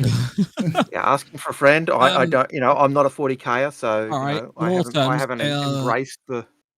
Okay, so in lore terms, they're the master of nothing in the Jack of all trades chapter or legion. So effectively, they didn't specialize in any one kind of warfare. They were always tactically flexible. They were always able to just basically deal with anything. They were effectively the best troops of the line. You would bring in other legions for other specializations if you needed a specific job done. or Yeah, like close combat or something like that. But if you needed, What- if there was an enemy that needed to be killed, and you would just that you didn't have like specific desires for, the Ultramarines had the numbers, had the training, and the flexibility, and so that you could drop them anywhere and they'd be able to adapt. Yeah. That's the You kind of leave thing. You don't know what Ultramarines kills. Legion, You don't know and what they'll- kills the thing. You send Ultramarines because they kind of do a bit of everything. Well, yeah, they're your flexible troops of the line. You put them in some a theater, they will succeed. If you want that particular thing done faster, send Specialist Legion. Does that mean you bring in the Space Wolves to kill furries? Like I don't understand. Like, Yes. what's the lore between them? No, you bring in the Space Wolves. You want to kill other Primarchs. Yes, They're they're on that. they're known as the Emperor's Executioners, so for a reason. So okay. yeah. We're getting way too far. We could do an entire podcast on 40K, but that's We that's could, yeah. that's the entire thing. That's a different series. Yes. Ow, yeah, I got it. Next question comes from Shimpasta, who asks, CIG has said that if player abuses insurance in game, their ship would lose LTI. Could they do Yep. this? Could they do this since ships are paid with IRL money? Yes. Yep. Yes. Because it's part of the TOS. And I look really Yep. forward to people trying to contact customer service and say there was an accident. Give me back Yeah. my LTI. Yeah, Because I can it's- see it now. You're basically Um, exploiting the game with that. That's what they're trying to say. So yeah. So if you break terms of service, you could actually lose your game. Mhm. Oof. So what do you prefer? Lose LTI or lose the game? All right, so Supposit asks, there's a rumor going around that the Redeemer might get a variant during IAE. How excited are you all about this, especially Paul? I'm actually really genuinely excited. Paul, on the other hand, Where did this moment come from? Is this just because it's a reflection in the trailer? Celia? Yeah. There's a trailer. Wow. Yeah. it does rather linger and focus on it though. So it's like you know what it's like when it comes out of trailers. They always like us hinting at things. But it's just a picture on the wall reflected in the paint. Oh no! You know- It's an actual side of a Redeemer as well. Yeah. Yeah, I know, but like it'll just be one of the ones off the wall. You know how they have different ships on the posters around the wall and stuff. So they've Yeah. wherever they've put the Cerulean, there's clearly like just a Redeemer on the wall nearby or something like that. Oh, whatever. Well, maybe We'll I'm see. completely No. wrong, but to me- There's the Redeemer on the back of a poster, and it pans the camera alongside of the profile of a Redeemer's side of its hull. You can I see the think whale that tail on it. Benjamin. I think Really? that Can Benjamin you Booth's link got that to me, please? Like give me the exact timestamp because I did not see the tail. I just saw the Redeemer off the poster. I think Benjamin Beaufort's got it right. It's the Redeemer in a best in show skin. There you go. It is, but it might have some Could be a part of it. strange geometry on it, which is slightly different. So Maybe they're selling modules finally because we know that thing's modular Yeah. as shit. So Mhm. That was my assumption. let's see, it's saying it's about hey, 24 seconds. I in. hope you're right. Like I'll be excited by that stuff, but Because that's one of your favorite ships. yeah. So I love modular ships, but yeah. I would be excited if it's modular, just because it means modular's coming. But am I excited for another How variant? do I export it with a? How do I give you a timestamp? So if you go to the to the share option, Save. Oh yeah. right. you'll Yeah. see, you'll see a little button that says at timestamp. You know. Ah, thank you. So Yeah, so it is a split freeze frame, literally. But at that point there, if you pause it right on that mark, you can see the profile of the body, and you can see just at the top of the panel the end of the whale tail. Yep, I clicked play and I instantly lost it. God damn it. I Just- click. just 24 tap seconds it in. An back. ad. Yeah. There you go. I'm just going to change the speed to quarter speed and refresh. Speed. And it's the grey hull, effectively. Oh, supposedly but it's not a rumor that the BIS skins are purple. They're purple. Yeah. They showed them on Twitter. So No, that's actually a part of the Saulian, because if you actually go to frames later, you can actually see grey, red, and black and blue all on the same screen. So Yes, but it has the forward bulges of the Redeemer. You can see on the left hand side there, unless that's an RCS thruster. I don't know. I maintain it's a Redeemer, but I could be mistaken. You do know humans have this innate ability to see things that they or associate things that are not real. Like they have photos of people from the 1920s, and it looks like they're carrying mobile phones. So people are saying, Yeah. "Oh, they're time travelers." That's Yeah, true. but However, I'm they're pretty actually damn certain that's hand a Redeemer. radios that they used to listen to. So yeah. all right, I'm Yeah, looking it's at also right next to here. an Avenger, so it's on the it's on the Aegis show floor. Ergo, it's a Redeemer on the show floor. Oh yeah, that almost certainly True. that's not a It's because it's got the explosion in the image. That's how I know it's off the poster. Because I know That's I've a used that in poster. a thumbnail. Yeah, But yeah. It's a poster on a answer- wall.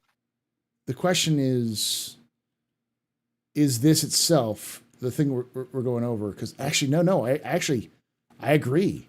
What the thing is you're seeing a Redeemer, but then in the background, but the ship, the contours that you see, and you see the fact that there's an Avenger in the background tells me this is the Aegis floor.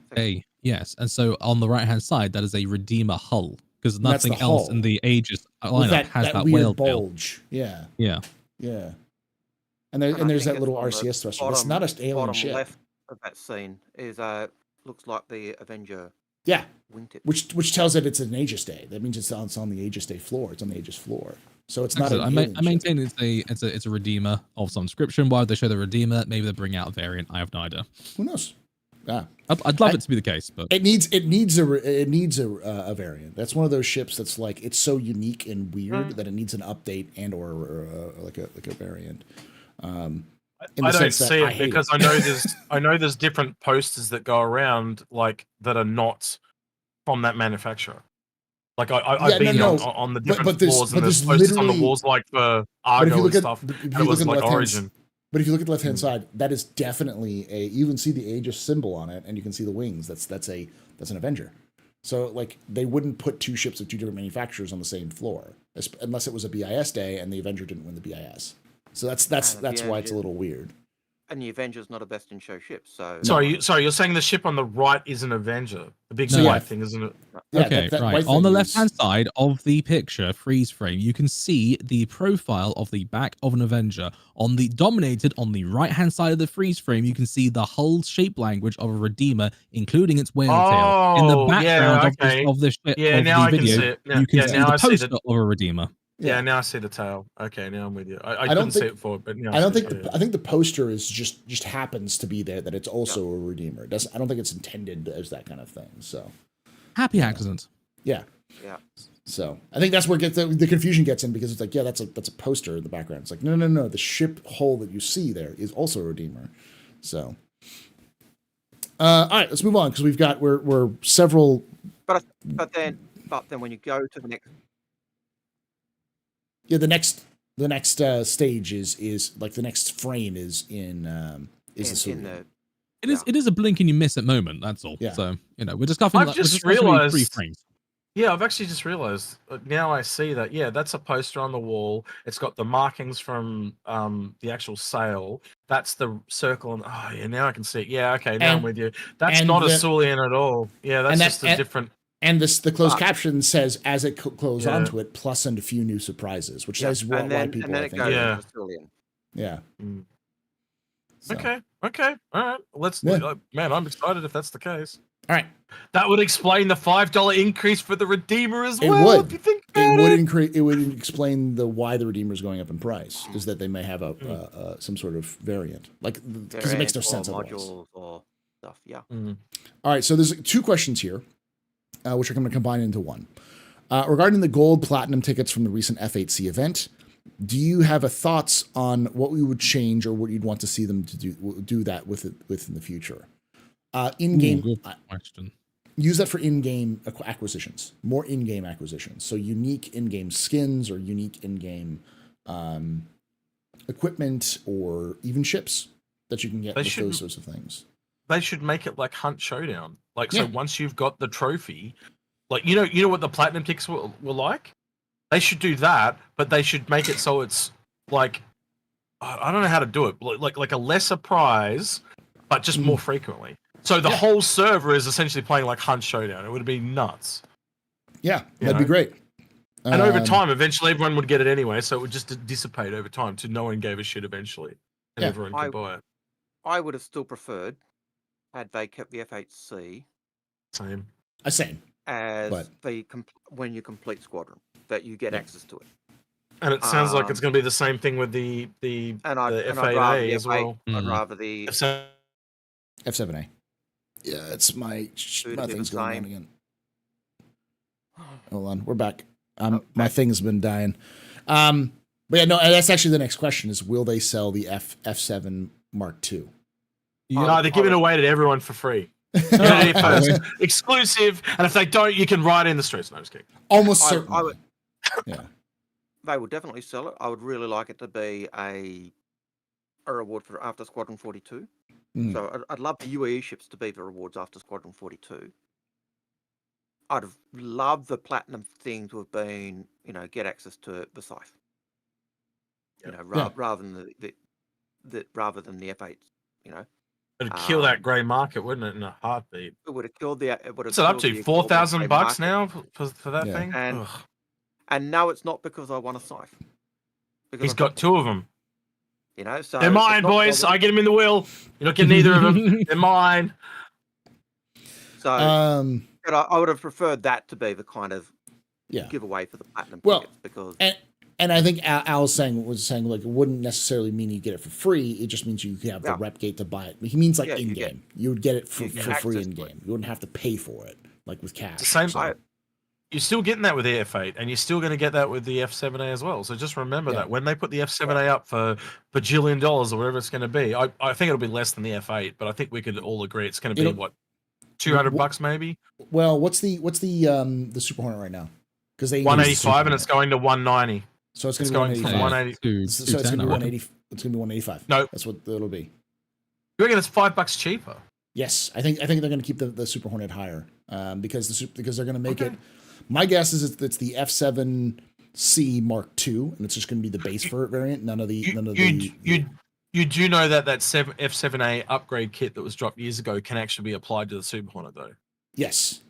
So I don't think it's just one variant of the F7A that we're getting. We could potentially getting every version of the Super Hornet gets a Mark II. I think the initial version is just going to be the Mark II base, Okay. and then they'll do But the eventually. variants later. Yeah, Yeah, but agreed. I think that they'll sell it as an upgun version of the C, and so that's why they don't want to. It'll probably be less than the Super Hornet in terms of its firepower, but not quite as much, but close which is to why it, they so. pushed the F7M up. Yeah. So that it's above. Yeah. The Mark II. Yeah, I Let think me it's double about check. right. Someone in chat saying that I got the prices off. By This is $5, going but- 180 to 185. It might be your translation from Aussie from that's a good from point. Yeah, dollar reduce. It says Aussie dollar reduce. Super Like that. Hornet is going from 185 plus $5. So yeah, it is right. It is 180 to 185. Yep. Yeah, 180. So yeah, 180. I'll drop it. I'll drop it in here, Paul, if you guys want to see. That's the Spectrum post where it has them all. The other one was interesting. Was the whole D because that's jumping by $100. That really? actually makes sense because That makes right sense. now the whole D and the whole C are the same price. Yeah. Oh, And I also okay. wonder I also wonder if there's another constellation variant coming, because 2 of those guys have jumped up as well. So the Taurus is going up by 10 and the Aquila's going up by 5. So I could get down with the colony variant. The Taurus makes sense because it's just got its functionality cheap. in there. Because Yeah. it's just got its point, yeah. it's And got its Constellation Merc confirmed. I would Yes. love. Well, that's what Mark. that's what the the Andromeda Marky is supposed to Connie. be. So the Connie Mark. you know, well, that's what the Andromeda is. It was always the more military version. I really hope, if they're doing anything with the Aquila, they're actually giving it a Phoenix style midsection with a deck, and they're putting labs and other things in there. That would be glorious. Oh, so Probably just apparently- going up a little bit because the Zeus, what's a 190? Because it's not that far behind the Connie, really. Yeah. The whole C apparently is $500 and the whole D is $450. So the whole D is cheaper than the whole C right now. So that's just an adjustment.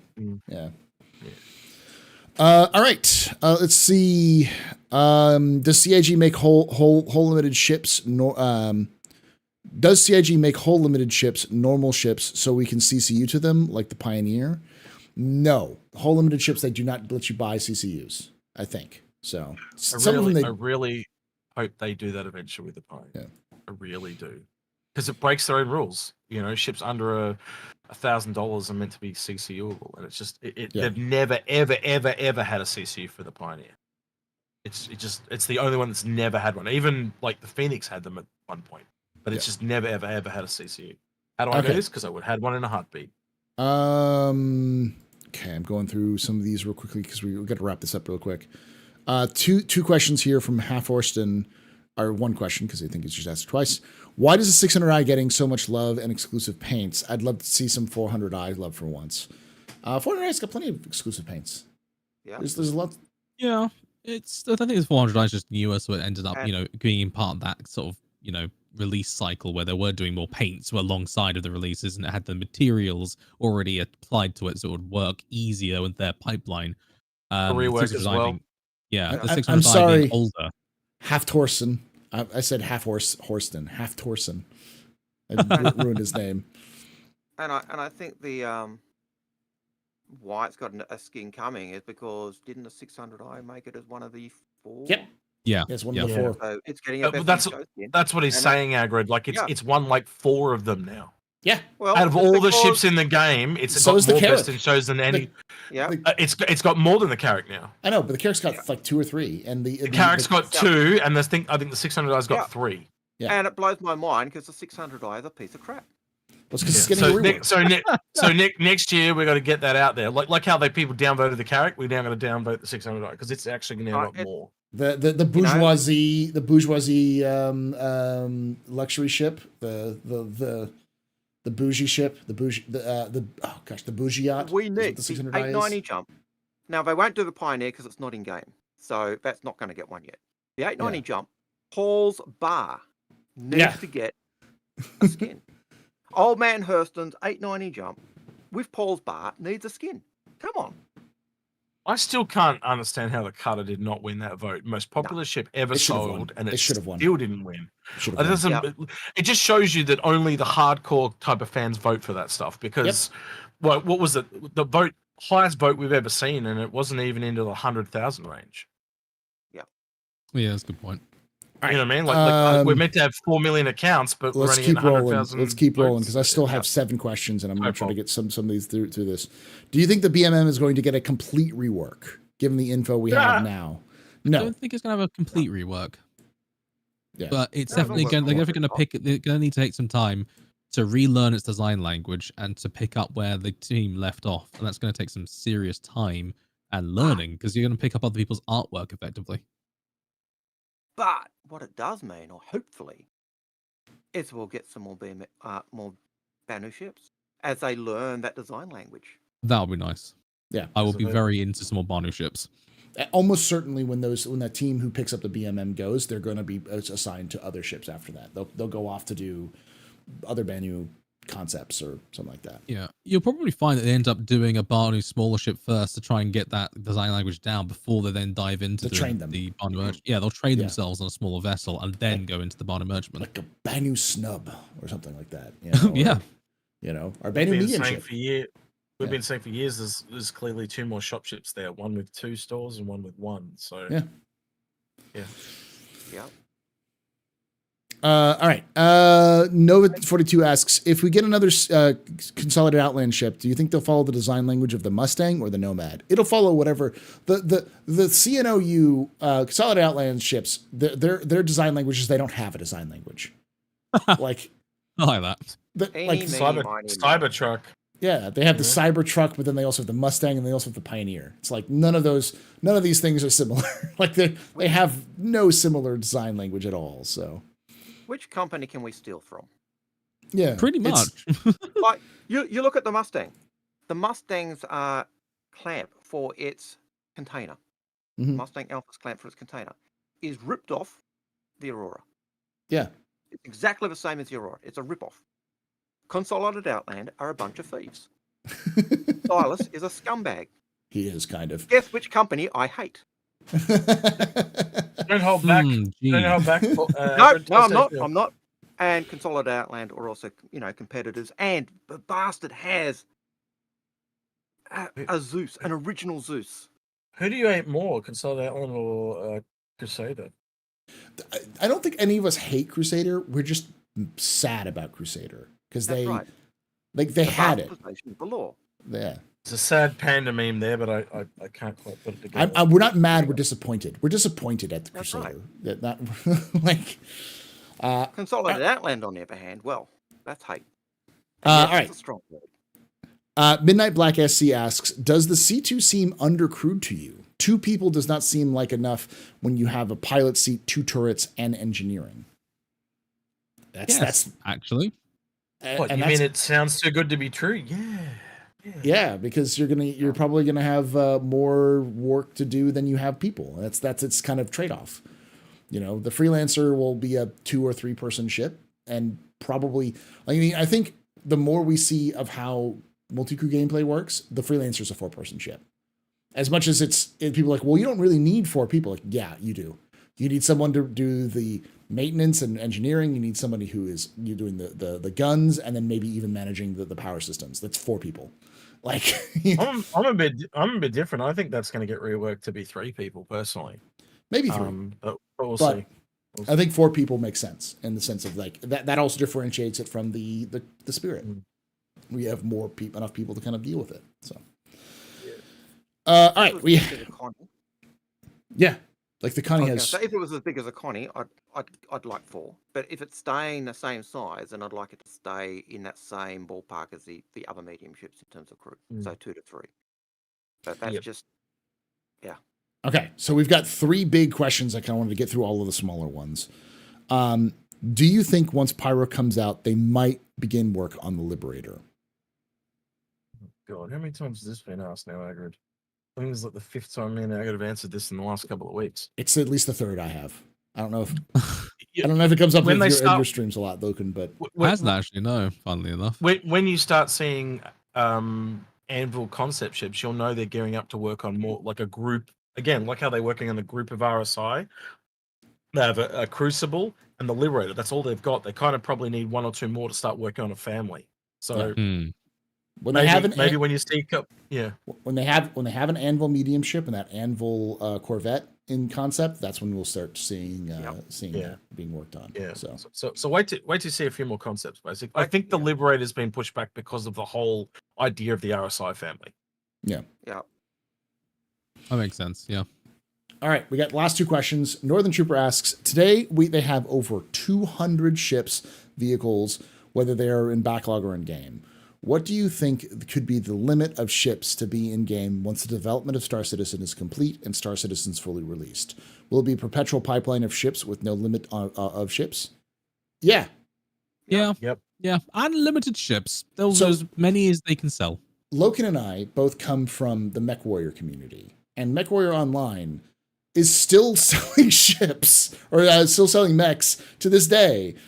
There's almost an unlimited amount of mechs from either the lore or the tabletop game or the Mech Warrior games that they can sell, and variants of those mechs that they can sell as well. It's the same kind of like ballpark for that sort of thing. So Yeah.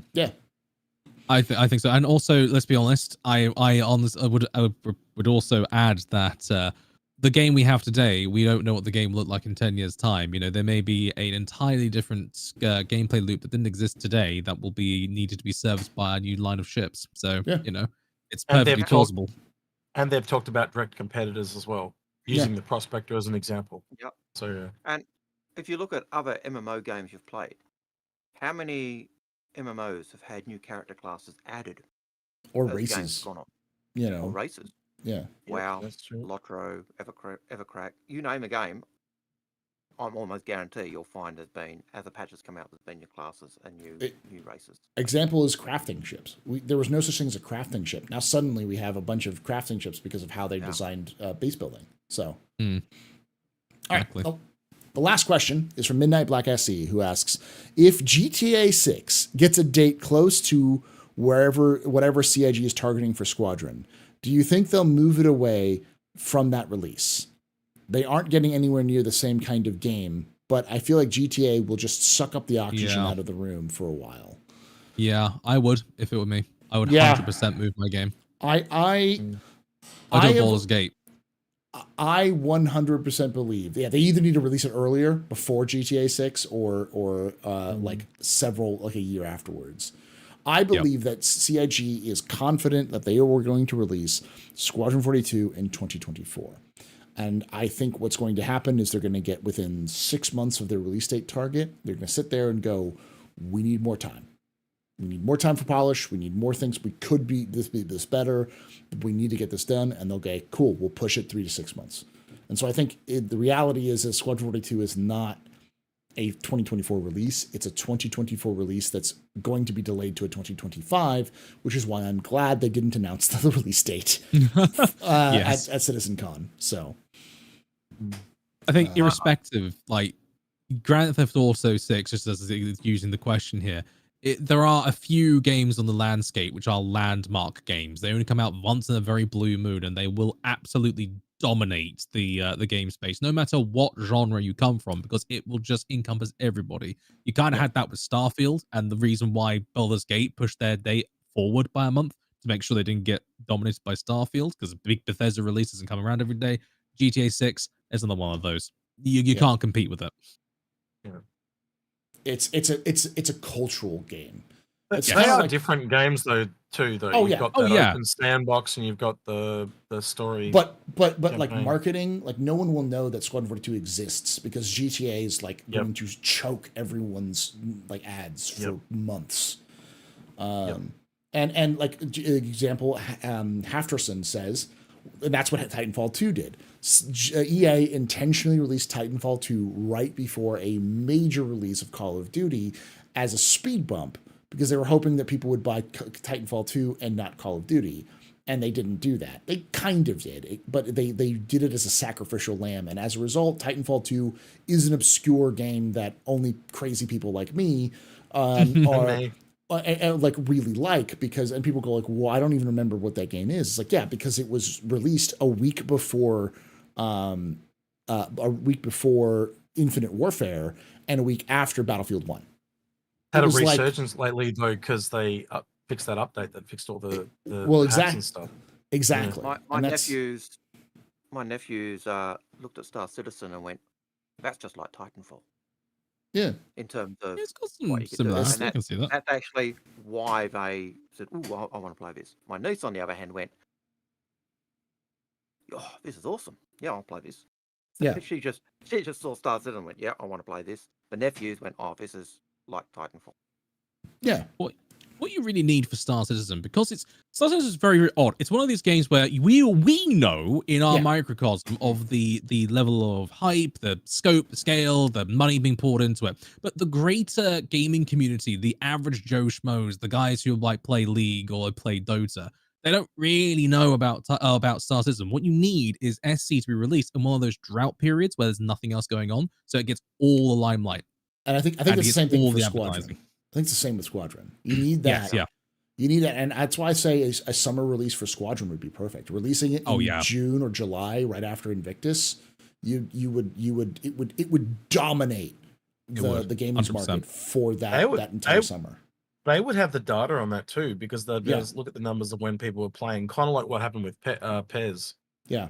earlier Well, I mean, this look year. at they know that people play the game during Invictus. That's why they have an Invictus sale. It used to be, remember, it used to be just the IAE, and now they have the Invictus and IAE because they wanted to make more money, and they doubled their money. So if people are willing to purchase ships at IAE or at Invictus, they'll almost certainly be willing to purchase a $60 title from them. You know, so. And that's, people are buying ships from the free fly during the sale, during Invictus. Yeah. When the game's running crap because so many people are trying to get in. And Yeah. so, yeah. Yeah. I'd be interested to know who actually invented Invictus. Was it a marketing person, or was it actually like? Oh, it's definitely marketing. I mean, like that's sales. That's sales 101. It's just, but it's like Invictus existed in lore before they did the sale, but it was just one of the, like, they wanted to do something, and they were like, hey, let's do a cool event with this, and that's kind of how that works. So, yeah, I think it was a good way to end on it. That was one of the first ones I got. I'm going to hold off on that one because the mention of GTA 6, because that's the big one. Like, it's going to get announced at the Game Awards. Yeah. This in December. That's what's going to happen. It's going to blow up the Game Awards. So, 100%. What's it about? Do you remember when the leak dropped as well of GTA 6 and people were shitting on it left, right, and center? Yeah. It's like, oh, welcome to the problem Star Citizen's had for the last 10 years trying to understand development. Right? Yeah. Yeah. I think if anyone can relate to Star Citizen, it actually would be the GTA devs. Probably. Yeah. Yeah.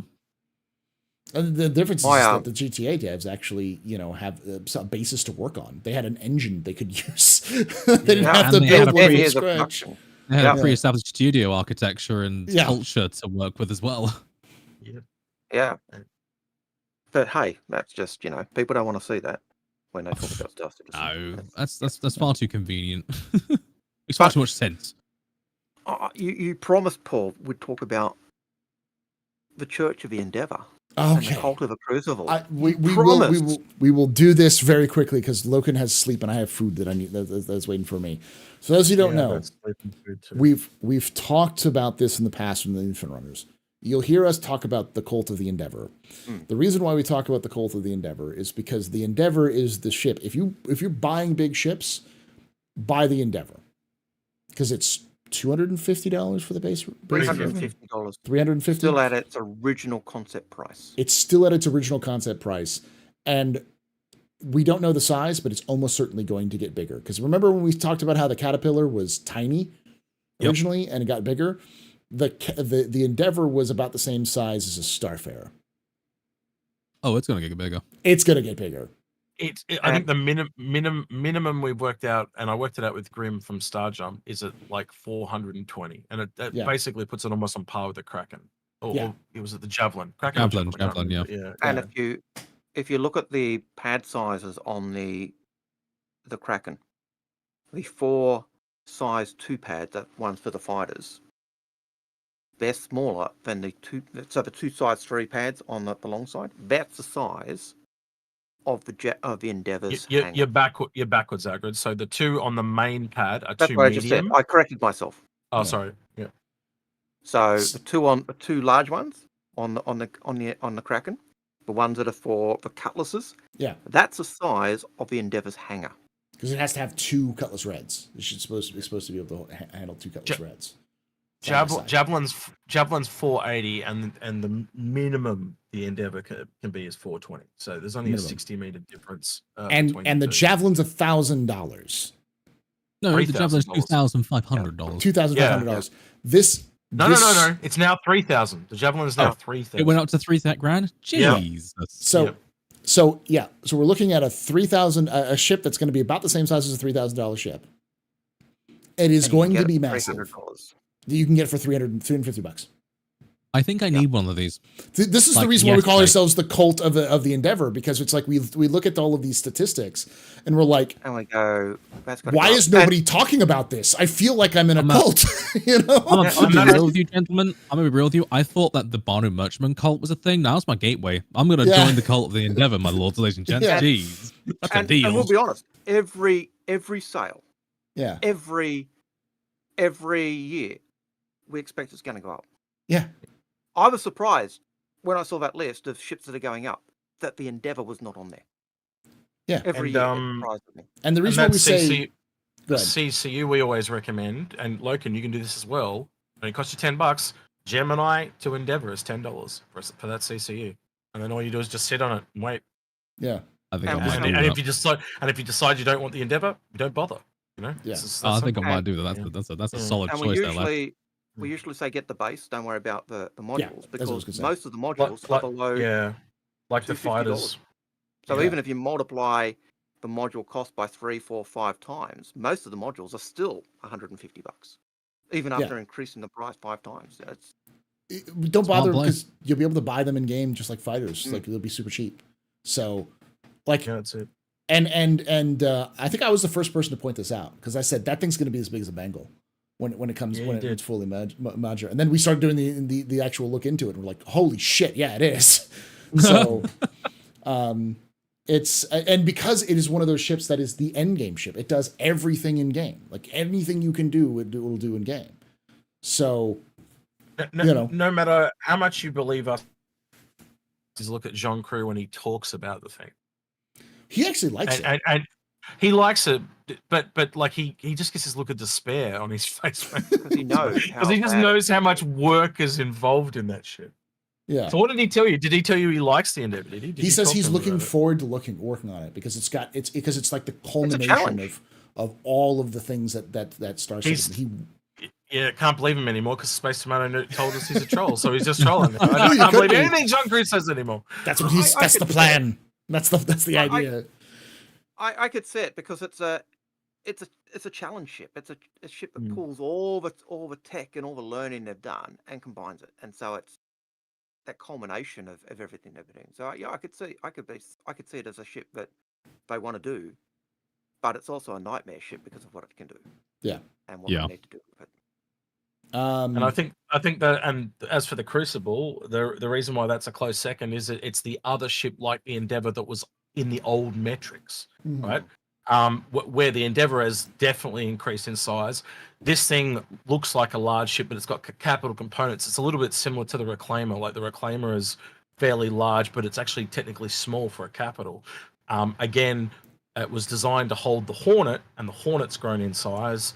And now they have metrics. Chances are that thing's going to be akin to, and I'm not talking size-wise, I'm talking about the hangar. If they build that to metrics, knowing what happened to the Polaris increased and the Odyssey, it's a similar thing with that. It's got to have a hangar An extra that can small hold hangar. those small. Yeah. Or no. Well, S2. Yes, S2.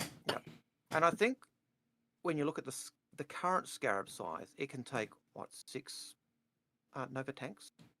Yeah. So it also does that C2 tank delivery thing. Would you The take carrier one down thing. Would you take one down to the planet into a combat zone? Probably not. You'd keep it at the background, but it's that size of just what it can do, and it's got drones. Yeah. I remember we did our ship scrutiny on it. I swore up and down it didn't have drones, and then someone chat finally corrected me. I was like, God damn, it does have drones. I was like, there's no way that thing has drones. Yeah, it has drones. So Me and our grid forgot a lot of shit. We did a ship scrutiny on it, and we did it, and then after we did the video, we started looking at older videos again just out of curiosity, and it's like, shit, we have to do a part 2 on this because it's like we just missed so much shit that we'd forgotten. That ship has just a complicated level to it that even the Endeavour doesn't have that, like because we just don't know how repaired work for the longest time, and that video actually spawned other episodes like the point of view, professional point of view on repair and a whole bunch of other things because all the shit we'd forgotten.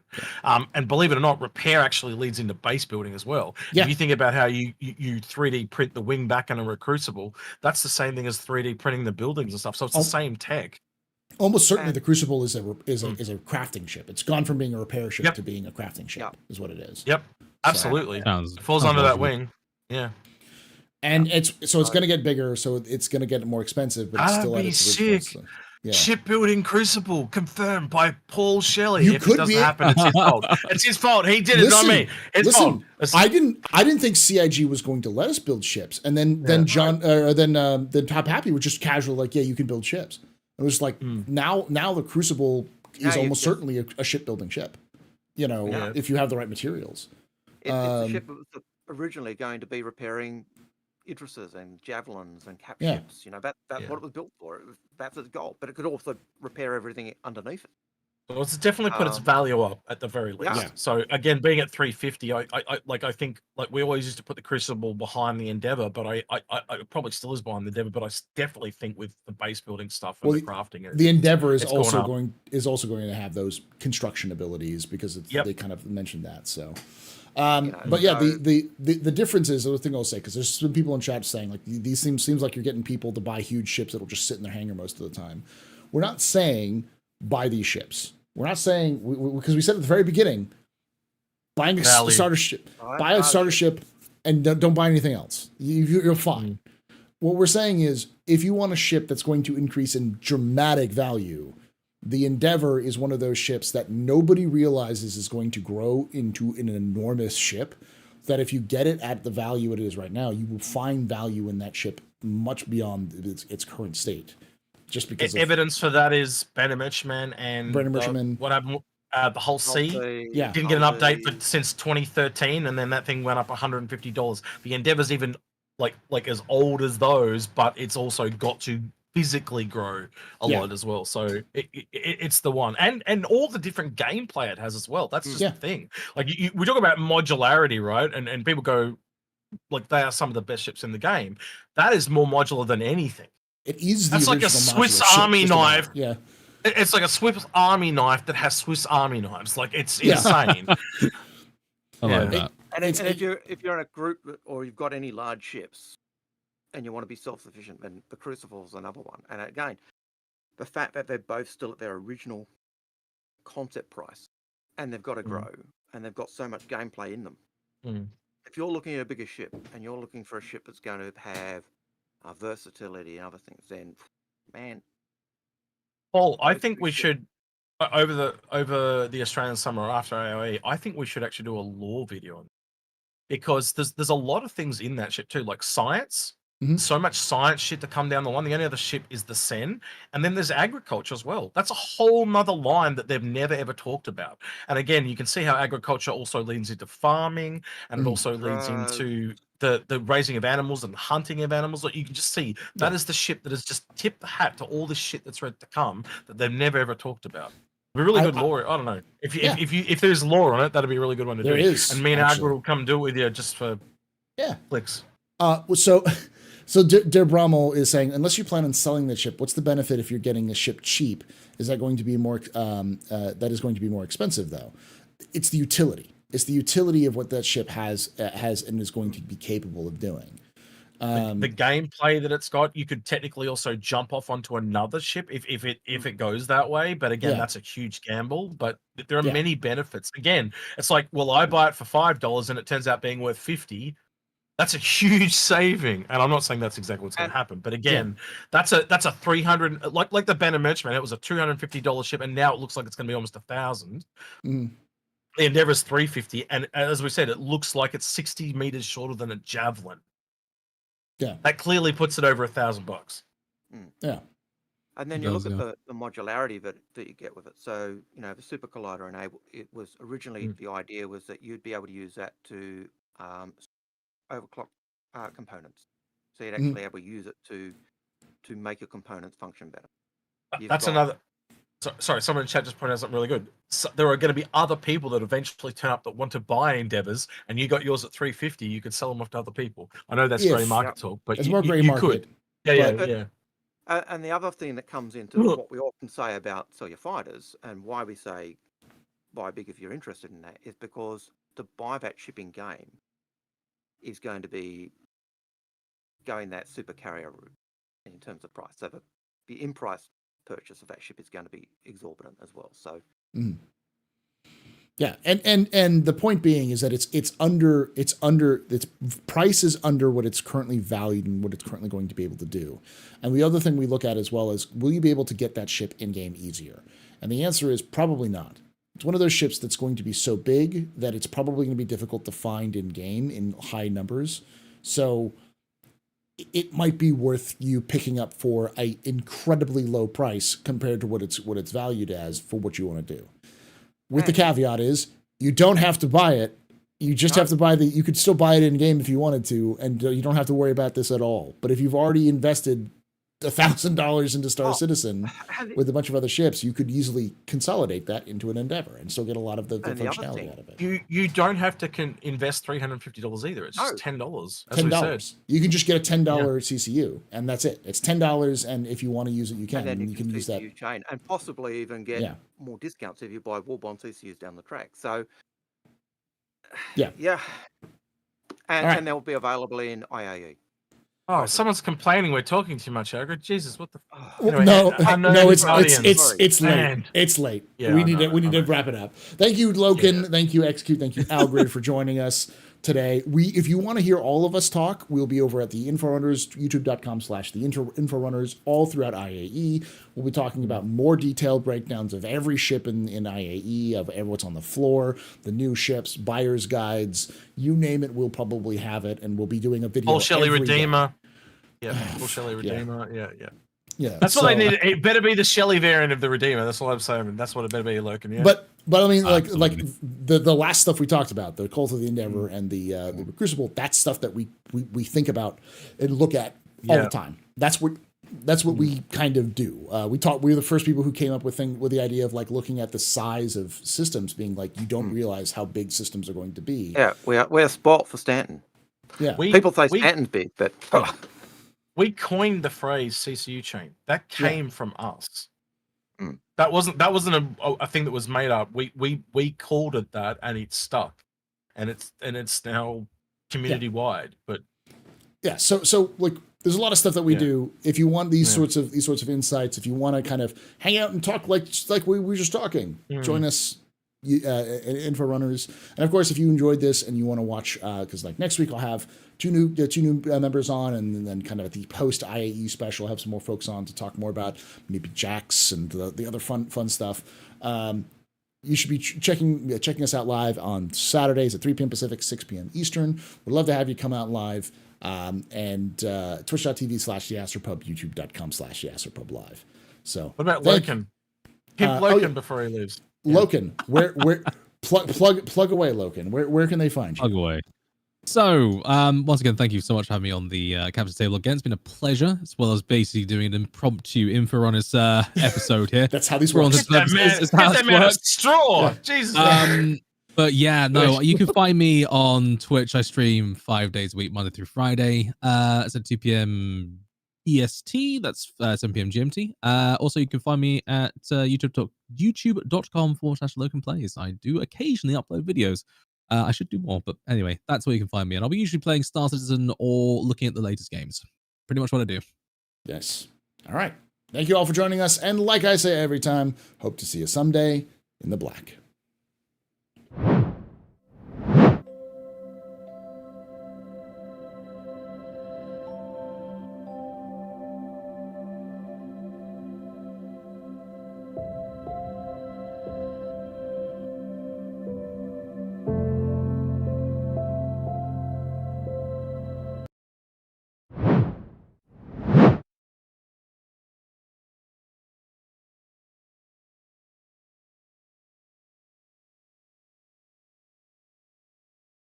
Let's go raid Sergeant Tickles. That works. Because Tickles is doing a stack up fundraiser. So it's always, I usually do that, but I haven't done it. So Charity. like Charity makes sense.